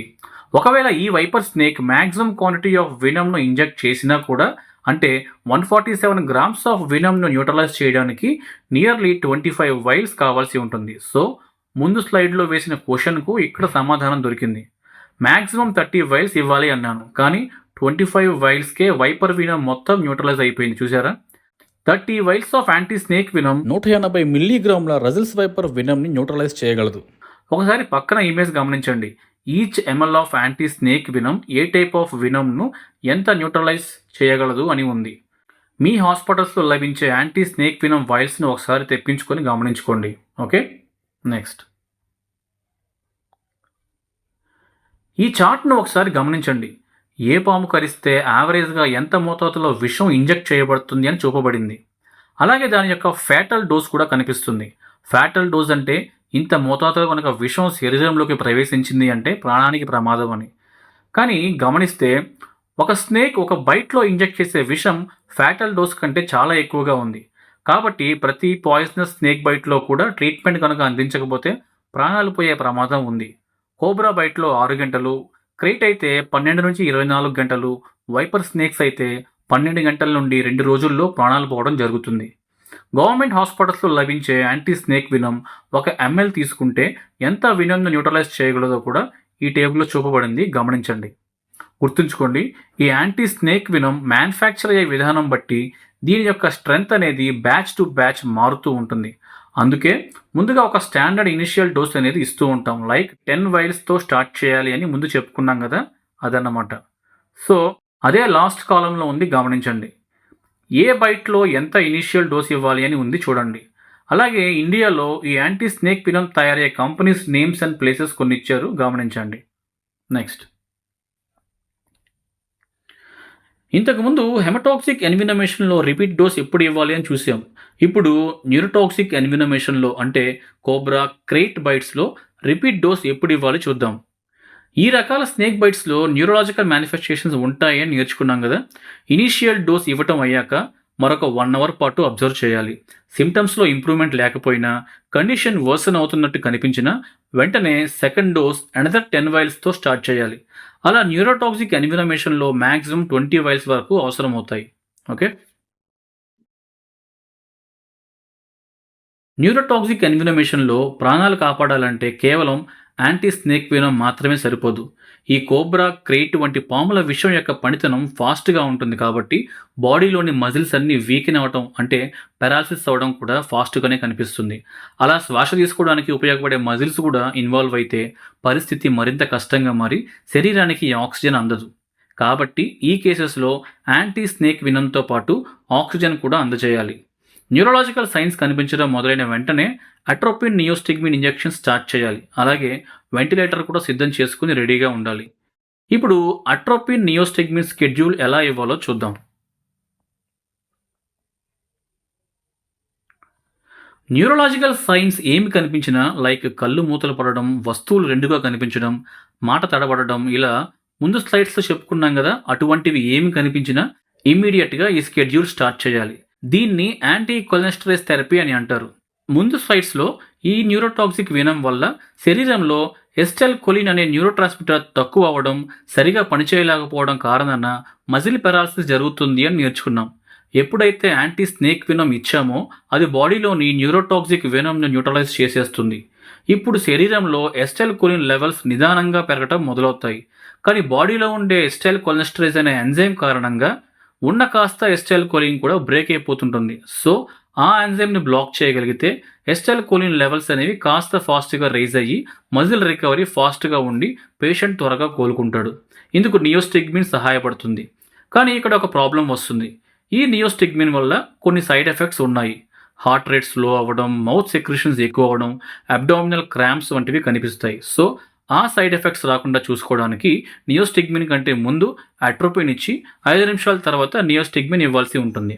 ఓకే, ముందు atropine injection 0.6 mg IV start ఇచ్చేయండి.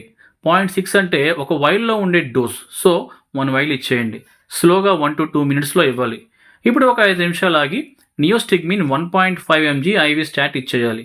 ఒకసారి వైల్ను గమనిస్తే 0.5 mg/ml అని ఉంది. సో ఇక్కడ 3 ml ఇవ్వాల్సి ఉంటుంది. ఆ తర్వాత నుండి ప్రతి అర్ధగంటకు ఒకసారి అట్రోపిన్ 1 వైల్ అండ్ నియోస్టిగ్మిన్ 0.5 mg అంటే 1 ml ఇవ్వాలి. ఇలా 5 టైమ్స్ ఇవ్వాలి. అలా 2.5 గంటలు అయిపోతుంది. నెక్స్ట్ నుండి డోస్ను స్లోగా ట్యాపర్ చేసుకుంటూ రావాలి. అంటే గంట తర్వాత ఒకసారి, 2 గంటలకి ఒకసారి, నెక్స్ట్ 6 గంటలకి ఒకసారి, 12 గంటల తర్వాత ఒకసారి ఇచ్చి స్టాప్ చేయాలి. చిన్న బిడ్డల్లో అయితే వారి వెయిట్ని బట్టి atropine dose and neostigmine dose calculate చేసుకొని ఇవ్వాలి. ఫస్ట్ డోస్లో అట్రోపిన్ అయితే 0.05 mg/kg లెక్కన, నియోస్టిగ్మిన్ అయితే 0.04 mg/kg లెక్కన ఇవ్వాలి. సెకండ్ డోస్ నుండి నియోస్టిగ్మిన్ 0.01 mg/kg లెక్కన ఇచ్చుకుంటూ ఆ తర్వాత ట్యాపర్ చేస్తూ స్టాప్ చేసుకోవాలి. ఓకే, నెక్స్ట్, అట్రోపిన్ నియోస్టిగ్మిన్ స్కెడ్యూల్ ఇచ్చిన తర్వాత న్యూరలాజికల్ రికవరీ సైన్స్ కొరకు పేషెంట్ను మానిటర్ చేస్తూ ఉండాలి. రికవరీ మొదలవుతుంటే ముందుగా టోసిస్ ఇంప్రూవ్మెంట్ ఉంటుంది. 1 అవర్ లోపే కళ్ళు మూతలు పడడం 50% తగ్గుతుంది. మెజారిటీ సిమ్టమ్స్ అన్నీ ఫస్ట్ 5 డోసెస్ ఇచ్చే టైంకు ఇంప్రూవ్ అయిపోతాయి. ఈ ఇంప్రూవ్మెంట్ను చెప్పబోయే విధంగా గమనించండి. సింగిల్ బ్రెత్ కౌంట్లో ఎక్కువ నెంబర్స్ కౌంట్ చేయడం అబ్జర్వ్ చేయొచ్చు. డోసిస్ ఇంప్రూవ్ అయింది కాబట్టి వారి కనురెప్పలు తెరుచుకోవడం వల్ల వారి ఐరిస్ మనం చూడగలం. అంటే ఐ మజిల్స్ అనేవి రికవర్ అవుతున్నాయి అని అర్థం. పేషెంట్ను నోరు తెరవమని అడిగితే అతను కాస్త ఈజీగానే తెరవగలడు. అప్పుడు అప్పర్ అండ్ లోయర్ ఇన్సిజర్స్ మధ్య గ్యాప్ ఎక్కువగా కనబడుతుంది. సో జా మజిల్ స్ట్రెంత్ కూడా బాగానే రికవర్ అయింది అని అర్థం. పేషెంట్ను తలపైకి ఎత్తకుండా పైకి చూడమని చెప్పి ఆ పొజిషన్లో గేజ్ను హోల్డ్ చేయమని చెప్పండి. హోల్డ్ చేయగలిగితే ఎక్స్ట్రా ఆక్యులర్ మజిల్స్ కూడా రికవరీ అయ్యాయని అర్థం. స్పైరోమీటర్ కనుక ఉంటే FEV1/FVC కూడా మెజర్ చేసి లంగ్ ఫంక్షనింగ్ ఎలా ఉందో అసెస్ చేయండి. ఈ వాల్యూస్లో ఇంప్రూవ్మెంట్ ఉంటే రెస్పిరేటరీ మజిల్స్ రికవర్ అయ్యాయని అర్థం. అలా ఈ సైన్స్ అన్ని మానిటర్ చేయటం వల్ల రికవరీ మాత్రమే కాదు, ఏ రకమైన స్నేక్ కరిచిందని కూడా తెలిసిపోతుంది. అట్రోపిన్ నియోస్టిగ్మిన్ ఇచ్చిన తర్వాత రికవరీ ఉన్నది అంటే ఆ టాక్సిన్ పోస్ట్ సినాప్టిక్ టాక్సిన్ అని అర్థం చేసుకోవాలి. కోబ్రా స్నేక్ పాయిజన్ మాత్రమే post synaptic neurotoxin. Krait toxin అయితే ప్రీ సినాప్టిక్ న్యూరోటాక్సిన్ అంటాం. అంటే ఆ టాక్సిన్ నర్వ్ టెర్మినల్ పార్ట్స్ మీద డ్యామేజ్ చేయడం వల్ల అసలు ఎస్ఎల్ కోలిన్ అనేది రిలీజ్ కాకుండా చేస్తుంది. ఇలాంటప్పుడు అట్రోపిన్ నియోస్టిగ్మిన్ థెరపీ పెద్దగా యూజ్ ఉండదు. నెక్స్ట్, అందుకే ఈ అట్రోపిన్ నియోస్టిగ్మిన్ 3 డోసెస్ ఇచ్చిన తర్వాత కూడా ఎటువంటి ఇంప్రూవ్మెంట్ లేకపోతే ఇంకా స్టాప్ చేసేయాలి. అది కోబ్రా బైట్ కాదు, క్రేట్ బైట్ అని అర్థం చేసుకుని వారిలో మజిల్ రికవరీ చాలా స్లోగా ఉంటుందని గ్రహించి calcium gluconate injections every 6th hourly muscle recovery అయ్యే వరకు ఇచ్చుకుంటూ ఉండాలి. కాల్షియం గ్లూకనేట్ అనేది స్నేక్ బైట్కు యాంటీడోట్ కాకపోయినప్పటికీ కాల్షియం అయాన్స్ అనేవి నర్వ్స్కు మజిల్స్కు మధ్య జరిగే నర్వ్ ట్రాన్స్మిషన్ను ఎన్హాన్స్ చేస్తాయి. అంతేకాకుండా మజిల్ మెంబ్రెయిన్ స్టెబిలైజ్ చేస్తాయి. తద్వారా మజిల్ టోన్ కానీ మజిల్ రిఫ్లెక్సెస్ కానీ కొంత ఇంప్రూవ్ అవడంలో సహాయం చేస్తాయి అనే ఉద్దేశంలో ఈ కాల్షియం గ్లూకనేట్ ఇవ్వడం జరుగుతుంది. క్రేట్ బైట్లో పూర్తి మజిల్ రికవరీ జరగాలంటే 5 to 7 days పడుతుంది. కాబట్టి పేషెంట్కు ధైర్యం చెప్తూ జాగ్రత్తగా మానిటర్ చేస్తూ ఉండాలి. ఏఎస్వి ఇచ్చిన తర్వాత అసలు ఇది పనిచేస్తుందని మనం ఎలా తెలుసుకోవాలి? పేషెంట్లో ఎటువంటి చేంజెస్ని మనం ఎక్స్పెక్ట్ చేయొచ్చు అని చూద్దాం. దీన్నే రికవరీ ఫేజ్ అంటారు. ఈ ఫేజ్లో ముందు పేషెంట్ ఓవరాల్గా బెటర్గా ఫీల్ అవుతాడు. నాజియా, హెడేక్, బాడీ పెయిన్స్ వంటివి చాలా త్వరగా తగ్గి బెటర్ ఫీల్ వస్తుంది. స్పాంటేనియస్ బ్లీడింగ్ లైక్ గమ్స్ నుండి అయినా యూరిన్ ద్వారా అయినా బ్లీడింగ్ అనేది ఏఎస్వి స్టార్ట్ చేసిన అర్ధగంటలోపే బ్లీడింగ్ స్టాప్ అవ్వడం గమనించవచ్చు. బ్లడ్ క్లాట్ అయ్యే ఎబిలిటీ కూడా 3 నుండి 9 గంటల్లో రిస్టోర్ అవుతుంది. 6 గంటల తర్వాత కనుక 20 minutes whole blood clotting test చేస్తే నెగిటివ్ రావడం గమనించవచ్చు. ఇకపోతే న్యూరోటాక్సిక్ ఎనిమినమేషన్ సైన్స్ యొక్క రికవరీ ఎలా ఉంటుంది అని ముందు స్లైడ్స్లో చెప్పుకున్నాం. కోబ్రా బైట్లో ఫాస్ట్ రికవరీ ఉంటుంది, క్రేట్ బైట్లో స్లో రికవరీ ఉంటుంది. ఓకే,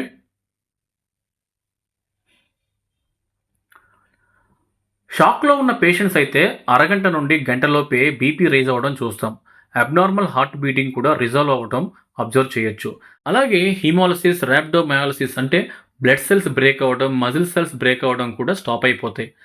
దాన్ని మనం యూరిన్ కలర్ బట్టి అర్థం చేసుకోవచ్చు.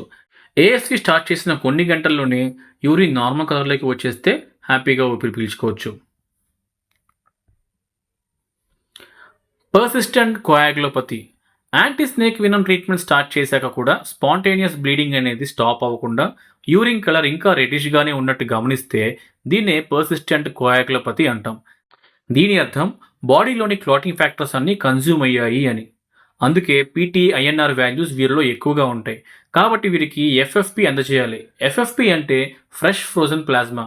దీని ద్వారా క్లాటింగ్ జరగడానికి అవసరమయ్యే క్లాటింగ్ ఫ్యాక్టర్స్ను బయట నుండి అందజేస్తున్నాం అనమాట. పర్సన్ యొక్క బాడీ వెయిట్ని బట్టి ఎఫ్ఎఫ్పి ఎంత ఇవ్వాలి అని క్యాలిక్యులేట్ చేసుకొని ఇవ్వాలి. కేజీకి 10 to 15 ml ఎఫ్ఎఫ్పి అవసరం అవుతుంది. 60 kg ఉండే వ్యక్తికి 600 to 900 ml ఎఫ్ఎఫ్పి అవసరం అవుతుంది. ఈ క్వాంటిటీను ఏఎస్వి స్టార్ట్ చేసిన 4 గంటల్లోపు 30 నుండి 60 నిమిషాల పాటు పేషెంట్కు ఎక్కించాలి. ఎఫ్ఎఫ్పి ఎక్కించిన 6 గంటల తర్వాత కనుక ఐఎన్ఆర్ వాల్యూస్ తగ్గి 2 లోపల ఉంటే క్లాటింగ్ మెకానిజం నార్మల్ అయింది అని అర్థం. క్లాటింగ్ ఫ్యాక్టర్స్ను బయట నుండి ఎఫ్ఎఫ్పి రూపంలో ఇచ్చినప్పటికీ బ్లీడింగ్ స్టాప్ అవడం లేదు అని అంటే క్లాటింగ్ జరగడానికి కావాల్సిన మరొకటి ఏదో మిస్ అయింది అని అర్థం. అదే ఫైబ్రినోజన్. ముందు స్లైడ్స్లో డిఐసి గురించి డిస్కస్ చేసుకున్నాం. డిఐసి అంటే డిసెమినేటెడ్ ఇంట్రావాస్కులర్ కోయాగ్యులేషన్. ఈ కండిషన్లో ఫైబ్రినోజన్ కూడా క్లాటింగ్లో మొత్తం యూజ్ అయ్యి ఆ క్లాట్స్ మళ్ళీ డిగ్రేడ్ అయ్యి ఎఫ్డిపి లెవెల్స్ పెరిగిపోతాయి. సో ఈ డిఐసి కండిషన్ గుర్తించాలంటే PT, APTT levels and FDP levels elevate అయ్యి ఫైబ్రినోజన్ లెవెల్స్ తక్కువగా ఉంటే ఇది డిఐసి అని గుర్తించి వీరికి ఎఫ్ఎఫ్పి మాత్రమే సరిపోదు, మిస్ అయిన ఫైబ్రినోజన్ను కూడా క్రయోప్రెసిపిటేట్ రూపంలో పేషెంట్కి అందించాలి అని అర్థం చేసుకోవాలి. సో ఈ క్రయోప్రెసిపిటేట్ ఎంత ఇవ్వాలి? ముందు ఎఫ్ఎఫ్పి ఎంత ఇచ్చామో చూసుకొని దానికి తగ్గట్టు బ్యాలెన్స్డ్గా క్రయోప్రెసిపిటేట్ ఇచ్చుకోవాలి. 2 to 3 యూనిట్స్ ఆఫ్ ఎఫ్ఎఫ్పికు 10 to 15 యూనిట్స్ ఆఫ్ క్రయోప్రెసిపిటేట్ ఇవ్వాల్సి ఉంటుంది. 1 యూనిట్ ఎఫ్ఎఫ్పి అంటే 200 ml to 250 ml ఉంటుంది. 1 యూనిట్ క్రయోప్రెసిపిటేట్ అంటే 15 to 20 ml ఉంటుంది. సో అలా చూస్తే 500 to 700 ml ఆఫ్ ఎఫ్ఎఫ్పికు 150 to 300 ml ఆఫ్ క్రయోప్రెసిపిటేట్ అవసరం అవుతుంది. Okay, next indication of haemodialysis. Dialysis ఎప్పుడు స్టార్ట్ చేయాలి? ఈ టేబుల్లో biochemical and clinical criteria mention చేయడం జరిగింది. ఈ టైమ్స్లో డయాలసిస్ అనేది స్టార్ట్ చేయాలి. సీరం క్రియాటినిన్ లెవెల్స్ 4 mg/dL కంటే ఎక్కువ ఉన్నా, లేదా రోజు రోజుకి ఈ సీరం క్రియాటినిన్ లెవెల్స్ ఒక్కో పాయింట్ రైజ్ అవుతూ ఉన్నా వెంటనే డయాలసిస్ స్టార్ట్ చేయాలి. అలాగే సీరం యూరియా లెవెల్స్ కూడా 130 mg/dL కంటే పైన కనిపించినా, లేదా ప్రతిరోజు 30 mg/dL పెరుగుతూ కనిపించినా డయాలసిస్కు వెళ్ళాలి. అంతేకాకుండా బాడీలో పొటాషియం లెవెల్ అక్యుములేషన్ ఎక్కువగా ఉన్నా, అంటే 7 mmol/dL ఉన్నా, లేదా రోజుకి 1 పాయింట్ రైజ్ అవుతున్నా, ఈ హైపర్కెలీమియా వల్ల ఈసీజీ చేంజెస్ కనిపించినా డయాలసిస్ ప్రిఫర్ చేయాలి. బైకార్బోనేట్ లెవెల్స్ రోజుకి 2 పాయింట్ల లెక్కన పడిపోతున్నా, అంటే మెటబాలిక్ ఎసిడోసిస్ ఉన్నప్పుడు, లేదా ఫ్లూయిడ్ ఓవర్లోడ్ ఉన్నట్టు అబ్జర్వ్ చేసినప్పుడు వెంటనే డయాలసిస్కు వెళ్ళాలి. ఫ్లూయిడ్ ఓవర్లోడ్ అంటే షార్ట్లో చెప్పాలంటే లంగ్స్లో ఫ్లూయిడ్ కనిపించడం, బాడీ పార్ట్స్లో స్వెల్లింగ్స్ అబ్జర్వ్ చేయటం, శ్వాస తీసుకోవడంలో ఇబ్బంది గమనించడం మొదలైనవి ఫ్లూయిడ్ ఓవర్లోడ్ సైన్స్ అనమాట. సో బాడీలో టాక్సిక్ సబ్స్టెన్సెస్ను కిడ్నీ ఎక్స్క్రీట్ చేయలేకపోతున్న కారణంగా యూరియా, క్రియాటినిన్, గ్వానడిన్ వంటి నైట్రోజనస్ వేస్ట్ ప్రొడక్ట్స్ అన్నీ అక్యుములేట్ అయ్యి బ్రెయిన్ అండ్ హార్ట్ను ఎఫెక్ట్ చేస్తాయి. కాబట్టి సరైన సమయంలో డయాలసిస్ స్టార్ట్ చేయడం ఎంతో ప్రాముఖ్యమైనది. ఓకే, నెక్స్ట్ యాంటీ స్నేక్ వినం వల్ల కొన్ని అలర్జిక్ రియాక్షన్స్ కూడా వస్తాయని ముందు స్లైడ్స్లో నేర్చుకున్నాం. ఈ రియాక్షన్స్ కనిపించినప్పుడు వాటిని ఎలా ట్రీట్ చేయాలో ఇప్పుడు చూద్దాం. మెయిన్గా 3 రకాల రియాక్షన్స్ అనేవి ఈ యాంటీ స్నేక్ వినం వల్ల మనం చూస్తాం. Early anaphylactic reactions, pyrogenic reactions, late reactions. Anti snake venom ఇవ్వడం మొదలెట్టాక కొత్తగా కనిపించే ఎటువంటి సిమ్టమ్ అయినా రియాక్షన్ అన్నట్టే సస్పెక్ట్ చేయాలి. సో సాధ్యమైనంత వరకు ఈ రియాక్షన్స్ను ప్రివెంట్ చేయడానికి ఏఎస్వి స్టార్ట్ చేసే 5 నుండి 10 నిమిషాల ముందు 0.25 mg ఆఫ్ 0.1% అడ్రినలిన్ ఇంజెక్షన్ ఇచ్చుకోవాలి. మనకు ఐడియా ఉంటుంది, 1 వైల్లో 1 ml ఆఫ్ 1 mg అడ్రినలిన్ మాత్రమే ఉంటుంది. ఇంకా 0.25 mg అంటే అంత తక్కువ తీసుకోవాలంటే ఇన్సులిన్ సిరంజ్ యూజ్ చేయాల్సిందే. సో 0.25 ml లోడ్ చేసి సబ్క్యూటేనియస్గా ఇవ్వాలి. ఇలా ప్రీ మెడికేషన్ ఇవ్వడం ద్వారా సివియర్ రియాక్షన్స్ రాకుండా ప్రివెంట్ చేసిన వారం అవుతాం. ఓకే, నెక్స్ట్ ఎర్లీ రియాక్షన్స్ ఎలా ఉంటాయి చూద్దాం. యాంటీ స్నేక్ వినం స్టార్ట్ చేసిన 10 నిమిషాల నుండి 3 గంటల లోపు కనిపించే రియాక్షన్స్ను ఎర్లీ రియాక్షన్స్ అంటాం. Itching, body rash, dry cough, nausea, vomitings, abdominal cramps, diarrhoea, heart rate పెరగటం, ఫీవర్ వంటివి ఎక్కువ మందిలో కనిపిస్తాయి. చాలా కొద్ది మందిలో మాత్రమే ఎర్లీ రియాక్షన్స్ అనేవి సివియర్గా కనిపిస్తాయి. ఈ రియాక్షన్స్ కనిపించిన వెంటనే యాంటీ స్నేక్ వినం స్టాప్ చేసి మాయిస్ట్ ఆక్సిజన్ అందజేయటం స్టార్ట్ చేయాలి. మాయిస్ట్ ఆక్సిజన్ అంటే డైరెక్ట్గా సిలిండర్స్ నుండి అందించే ఆక్సిజన్ కాకుండా స్టెరైల్ వాటర్ గల ఒక హ్యూమిడిఫైయర్ బాటిల్ గుండా పాస్ చేయబడిన ఆక్సిజన్ అన్నమాట. నెక్స్ట్ 1:1000 డైల్యూషన్ గల అడ్రినలిన్ 0.5 ml ఐఎం రూట్లో ఇవ్వాలి. ఇదే లైఫ్ సేవింగ్ అనమాట. అలర్జిక్ రియాక్షన్స్లో వచ్చే సిమ్టమ్స్తో ఫాస్ట్గా ఫైట్ చేయాలి కాబట్టి అడ్రినలిన్ ఫాస్ట్గా అబ్జర్వ్ అయ్యే రూట్లోనే ఎంచుకోవాలి.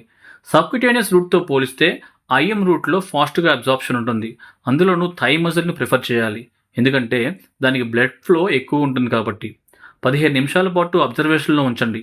పేషెంట్ ఆ డోస్ అడ్రినలిన్కి రెస్పాండ్ అవ్వలేదనిపిస్తే మరొక డోస్ రిపీట్ చేయాలి.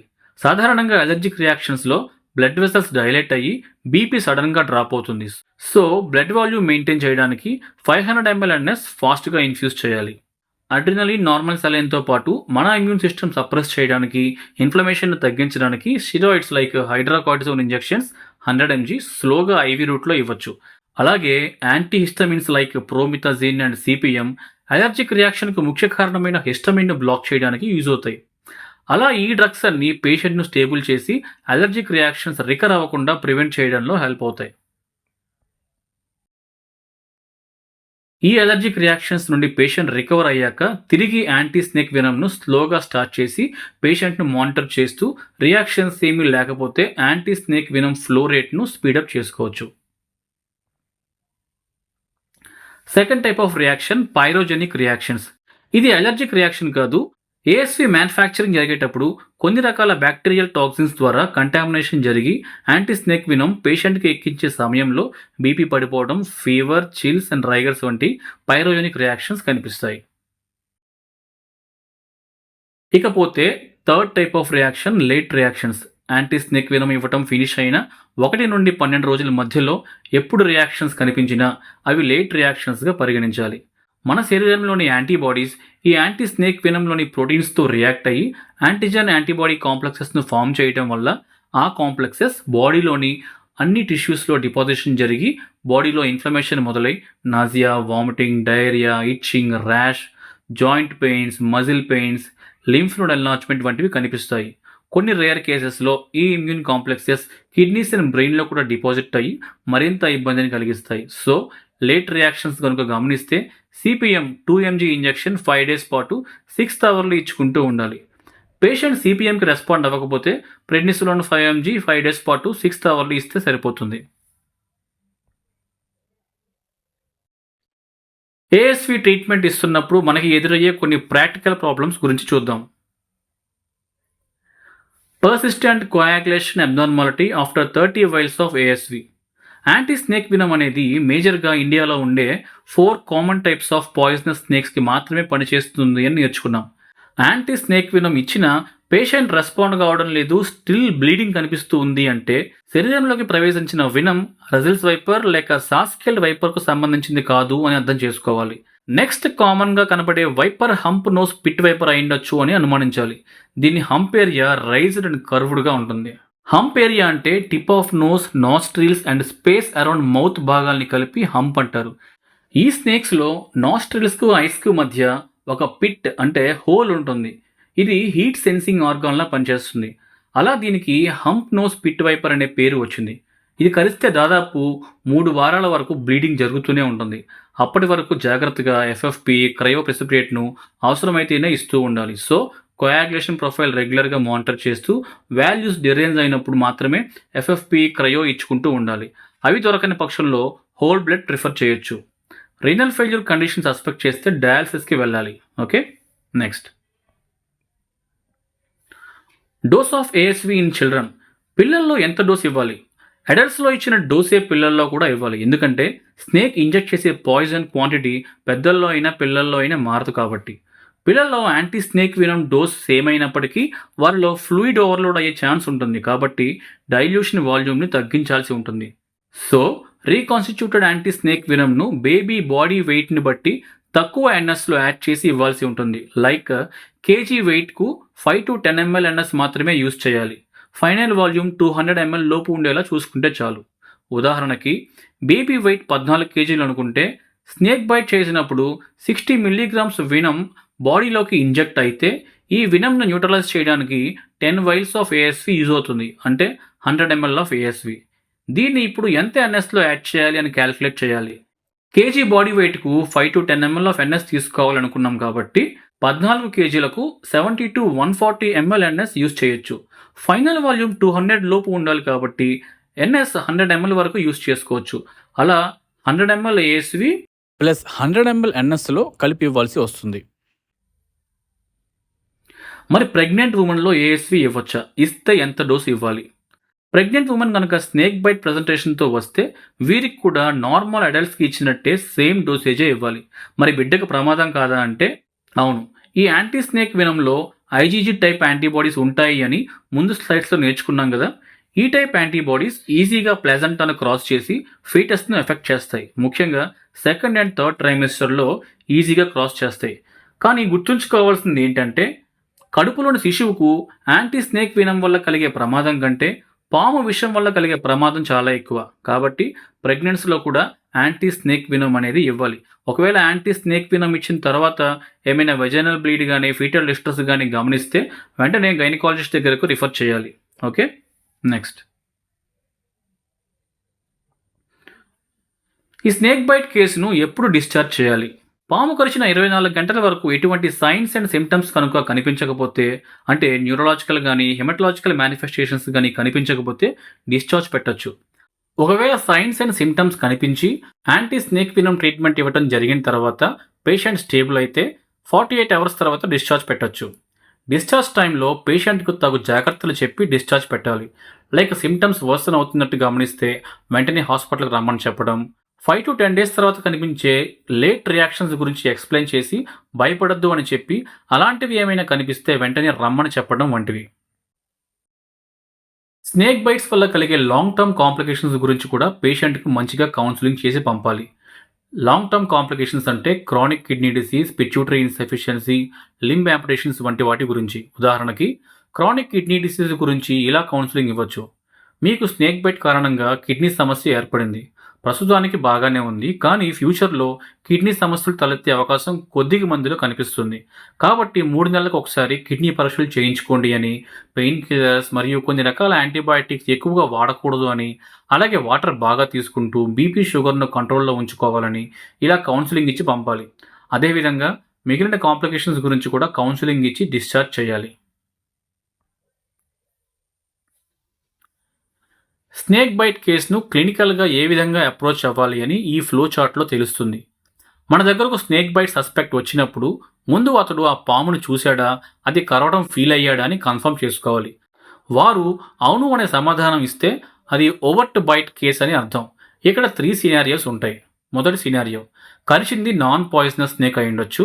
వీరిలో పాయిజనస్ సిమ్టమ్స్ కనపడవు, కానీ పాము కరిచిన భయం కారణంగా యాంగ్జైటీ, పాల్పిటేషన్స్ వంటివి కనిపిస్తాయి.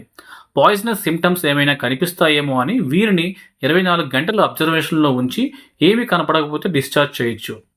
ఇక రెండో సినారియో, ఒకవేళ కరిచింది పాయిజనస్ స్నేక్ అయ్యుండి అది డ్రై బైట్ అవ్వచ్చు. అంటే పాము విషాన్ని బాడీలోకి ఇంజెక్ట్ చేయలేదు, కానీ బైట్ మార్క్స్ మాత్రం కనిపిస్తున్నాయి. వీరిలో కూడా పాయిజనస్ సిమ్టమ్స్ ఉండవు, కేవలం భయం వల్ల యాంగ్జైటీ, పాల్పిటేషన్స్ కనిపిస్తాయి. వీరికి కూడా యాంటీ స్నేక్ వెనమ్ అవసరత ఉండదు. ఇకపోతే మూడో సినారియో, కరిచింది పాయిజనస్ స్నేకే, పైగా విషాన్ని కూడా బాడీలోకి ఇంజెక్ట్ చేసింది. ఇప్పుడు ఖచ్చితంగా సిమ్టమ్స్ కనిపిస్తాయి. ఈ సిమ్టమ్స్ బాడీలోకి ప్రవేశించింది ఏ టైప్ ఆఫ్ పాయిజన్ అనే దాని మీద డిపెండ్ అయి కనిపిస్తాయి. అంటే న్యూరోటాక్సినా, హెమటాక్సినా, మయోటాక్సినా అని. లోకల్గా painful swelling with necrosis, blisters, compartment syndrome వంటివి కనిపిస్తే కరిచింది వైపర్ స్నేక్స్గా పరిగణించి యాంటీ స్నేక్ వెనమ్ స్టార్ట్ చేయాలి. ఒకవేళ వీరిలో లోకల్ మాత్రమే కాకుండా సిస్టమిక్ మేనిఫెస్టేషన్స్ కూడా కనిపిస్తే, like bleeding disorders, shock, acute kidney injury వంటివి కనిపిస్తే డయాలసిస్ చేయాల్సి వస్తుంది.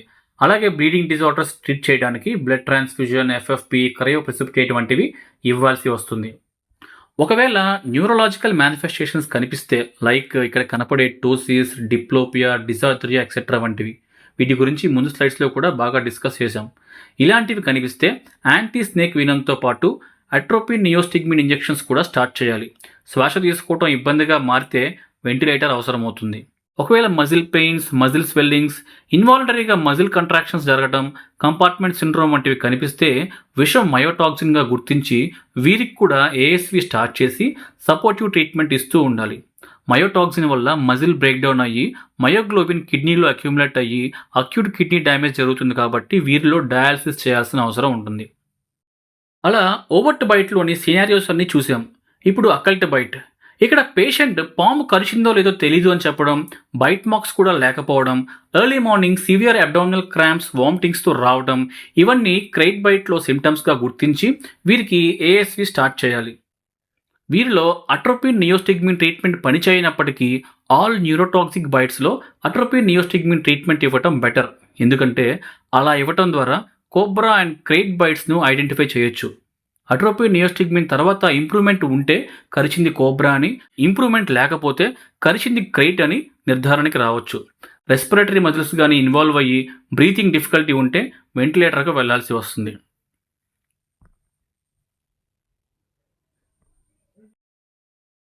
So finally snake bite training మాడ్యూల్ని పూర్తి చేసుకున్నాం.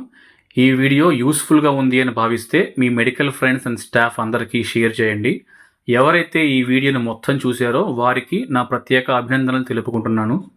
ఇప్పటి వరకు మీరు నేర్చుకున్న ఈ నాలెడ్జ్ కూడా ఒక యాంటీ వెనమ్ లాంటిదే. But please remember, not every snake is వినమస్ but every byte deserves respect. ప్రతి స్నేక్ బైట్ కేసును చాలా జాగ్రత్తగా ట్రీట్ చేయండి. ప్రతిసారి మీరు పామును అంచనా వేయలేకపోవచ్చు, కానీ ఏ ఒక్క చిన్న సైన్ కూడా మిస్ చేయకూడదు. ఓకే.